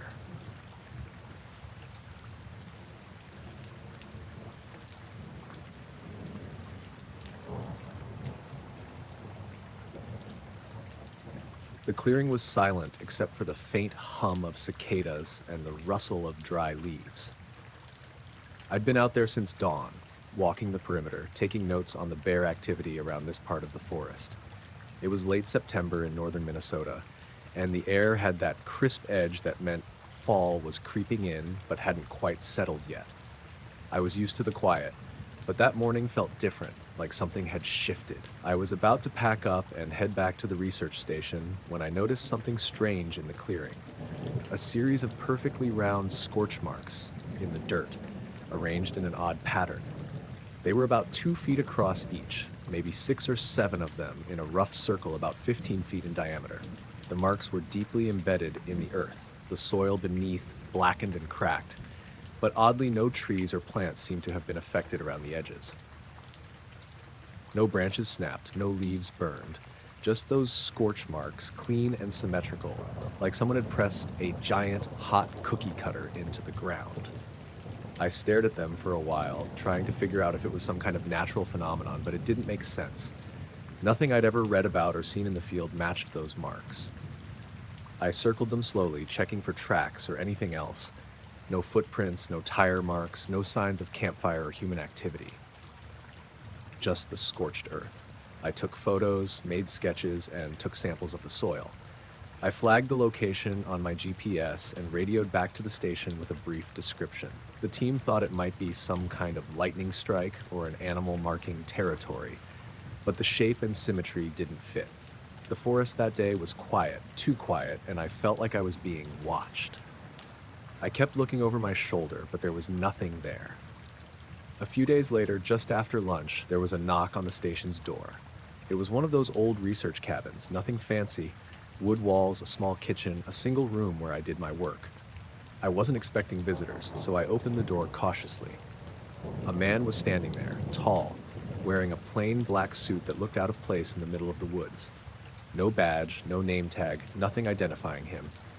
His eyes were dark and steady, and when he spoke, his voice was flat but calm. "I'm interested in patterns in non-human behavior," he said. That was it.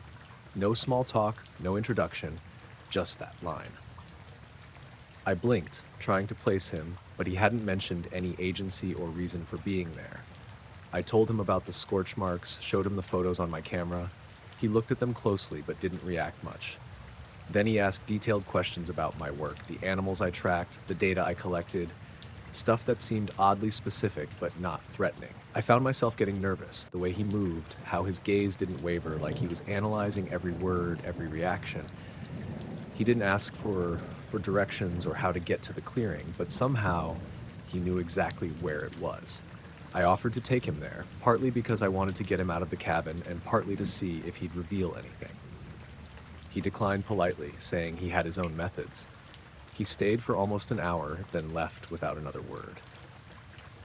I watched him walk away through the trees, his steps almost too quiet for the soft forest floor. After he left, I double-checked my equipment, my locks, everything.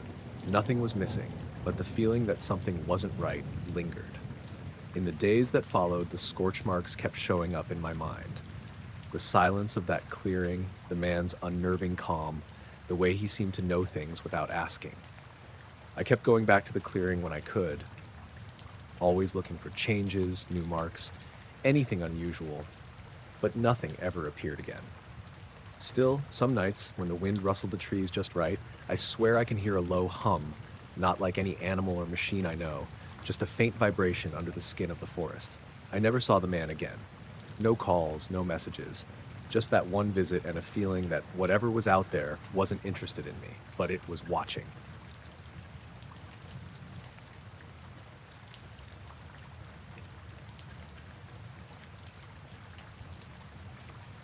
I was hiking alone up in the Cascades, somewhere between Snoqualmie and Stevens Pass. It was late October, the kind of early fall day when the sun sets early and the air feels sharp, but not quite cold yet. The sky was overcast, and there was that thick, damp smell in the forest from all the rain they'd had earlier that week. I was just trying to get away from everything: work, people, noise. My name's Claire, by the way. I work in graphic design in Seattle, and sometimes the city just grates on me until I need to escape somewhere quiet. I started the hike around noon, aiming to get maybe 5 or 6 miles in before turning back. The trail was mostly empty, just the occasional runner or dog walker. I liked it that way. I wasn't really expecting anything unusual. About 3 miles in, I noticed something odd just off the path, near a clump of ferns. It was a black briefcase sitting upright on the dirt as if someone had set it down carefully. It didn't have any markings or logos, just a plain, matte black surface that looked scratched up in places like it'd been dragged or bumped around. I walked over, curious, but there was no one else around. The briefcase was locked tight. No combination, no keyhole, at least none that I could find. It looked almost like one of those hard-shell cases you'd see someone use for camera gear or instruments, but it was definitely locked. I jiggled the handle, shook it a little, but it didn't budge. I thought maybe someone dropped it and would come back looking for it, so I left it where it was and kept walking. The rest of the hike was normal, at least at first. But then I started noticing things. I don't know how to explain it. The forest felt heavier, like the air itself was thicker, and the sounds around me were muted. The usual chirping of birds or rustling of leaves seemed distant, like someone turned the volume down on the world. I thought maybe it was just me, or my mind playing tricks. As I neared the turnaround point, I looked back and the briefcase was gone. I swear I saw it right there when I passed the spot. I stopped and looked around, but there was no sign of it, no footprints, no crushed ferns, nothing.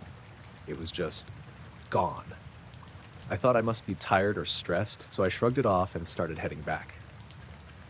The next few days were weird too. I kept feeling like someone was watching me, but whenever I looked, there was no one. My phone battery would drain faster than normal. I'd get static on calls or the screen would flicker for a second. Little things, but enough to make me nervous. One afternoon, a few days after the hike, I decided to go back to the trailhead, just to clear my head. I parked my car and was walking down the path when I noticed a man standing near the edge of the parking lot. He was wearing a black suit, plain and clean, and a black tie. His hair was short, dark, and neatly combed, but what really caught me was his eyes. They were hollow, Not the kind of tired eyes you see at the end of a long day, but like empty sockets, like there was nothing behind them. He didn't move or say anything, just watched as I started down the trail. I stopped and looked back at him, and for a moment I thought maybe he was going to speak, but then he just turned and walked away, his footsteps quiet on the gravel. I don't know if I imagined the whole thing, but it felt like that briefcase and the man were connected somehow. The next time I went hiking, I looked carefully around that spot where the briefcase had been, but there was no sign of it or any disturbance. I didn't see the man again, at least not in person. But sometimes when I'm alone, I catch a glimpse of someone standing just beyond the edge of my vision. Someone in a black suit with those same empty eyes. I keep thinking about the briefcase. What was inside? Why was it there? And why did it disappear? I don't have any answers. Just this strange feeling that something was watching, waiting, or maybe trying to send a message in a way I can't understand.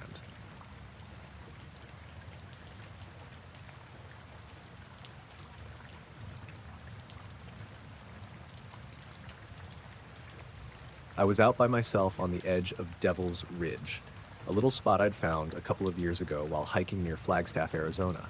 I'd gone there to take pictures of the stars. The sky's so clear out there, away from all the city lights. It was late September, and the air had that dry, crisp feeling.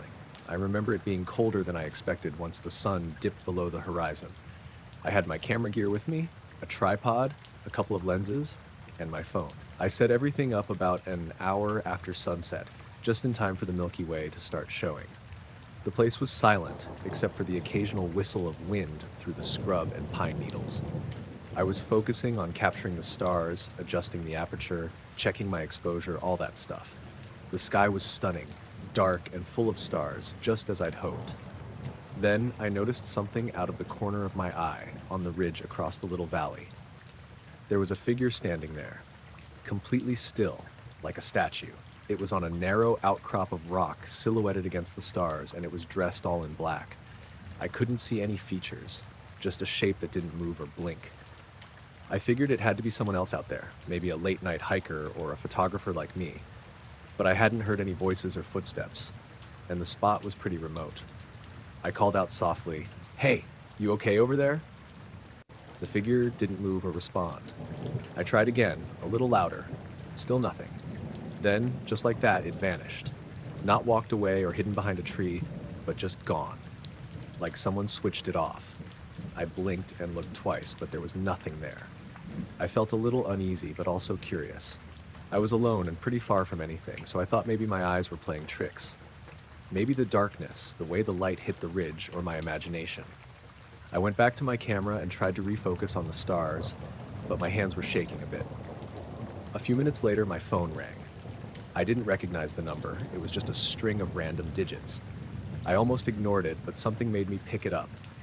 The voice on the other end was distorted, low, and cold. It said one thing: "We're watching." The line went dead. I stared at the phone for what felt like forever. My heart was pounding, and the cold air suddenly felt even colder. I wasn't sure if I should pack up and leave or stay and figure out what the hell was going on. I told myself it was some prank or glitch, but that voice didn't sound like a joke. I decided to drive back home, taking the long way through some winding desert roads. The radio crackled with static, and the night felt alive with shadows I couldn't place.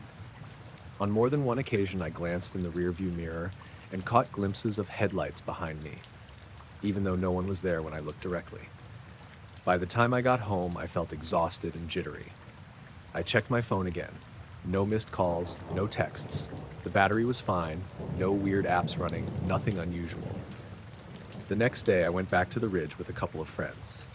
We looked around for footprints, anything unusual, but found nothing. No sign anyone else had been there. The rocks and dirt were undisturbed. Still that night, when I looked out my bedroom window, I caught a shadow slipping between the trees across the street. I thought maybe it was a neighbor or a stray animal, but when I looked again, there was nothing. I've kept going back to Devil's Ridge, but I haven't seen that figure again. Sometimes, when I'm out there, I feel like I'm being watched. A quiet pressure, like eyes just out of view. And every so often, my phone will light up with calls from numbers I don't recognize. But when I answer, there's only silence. I don't know what it means or who that figure was. All I know is, out there in the dark, under the stars, something was paying attention.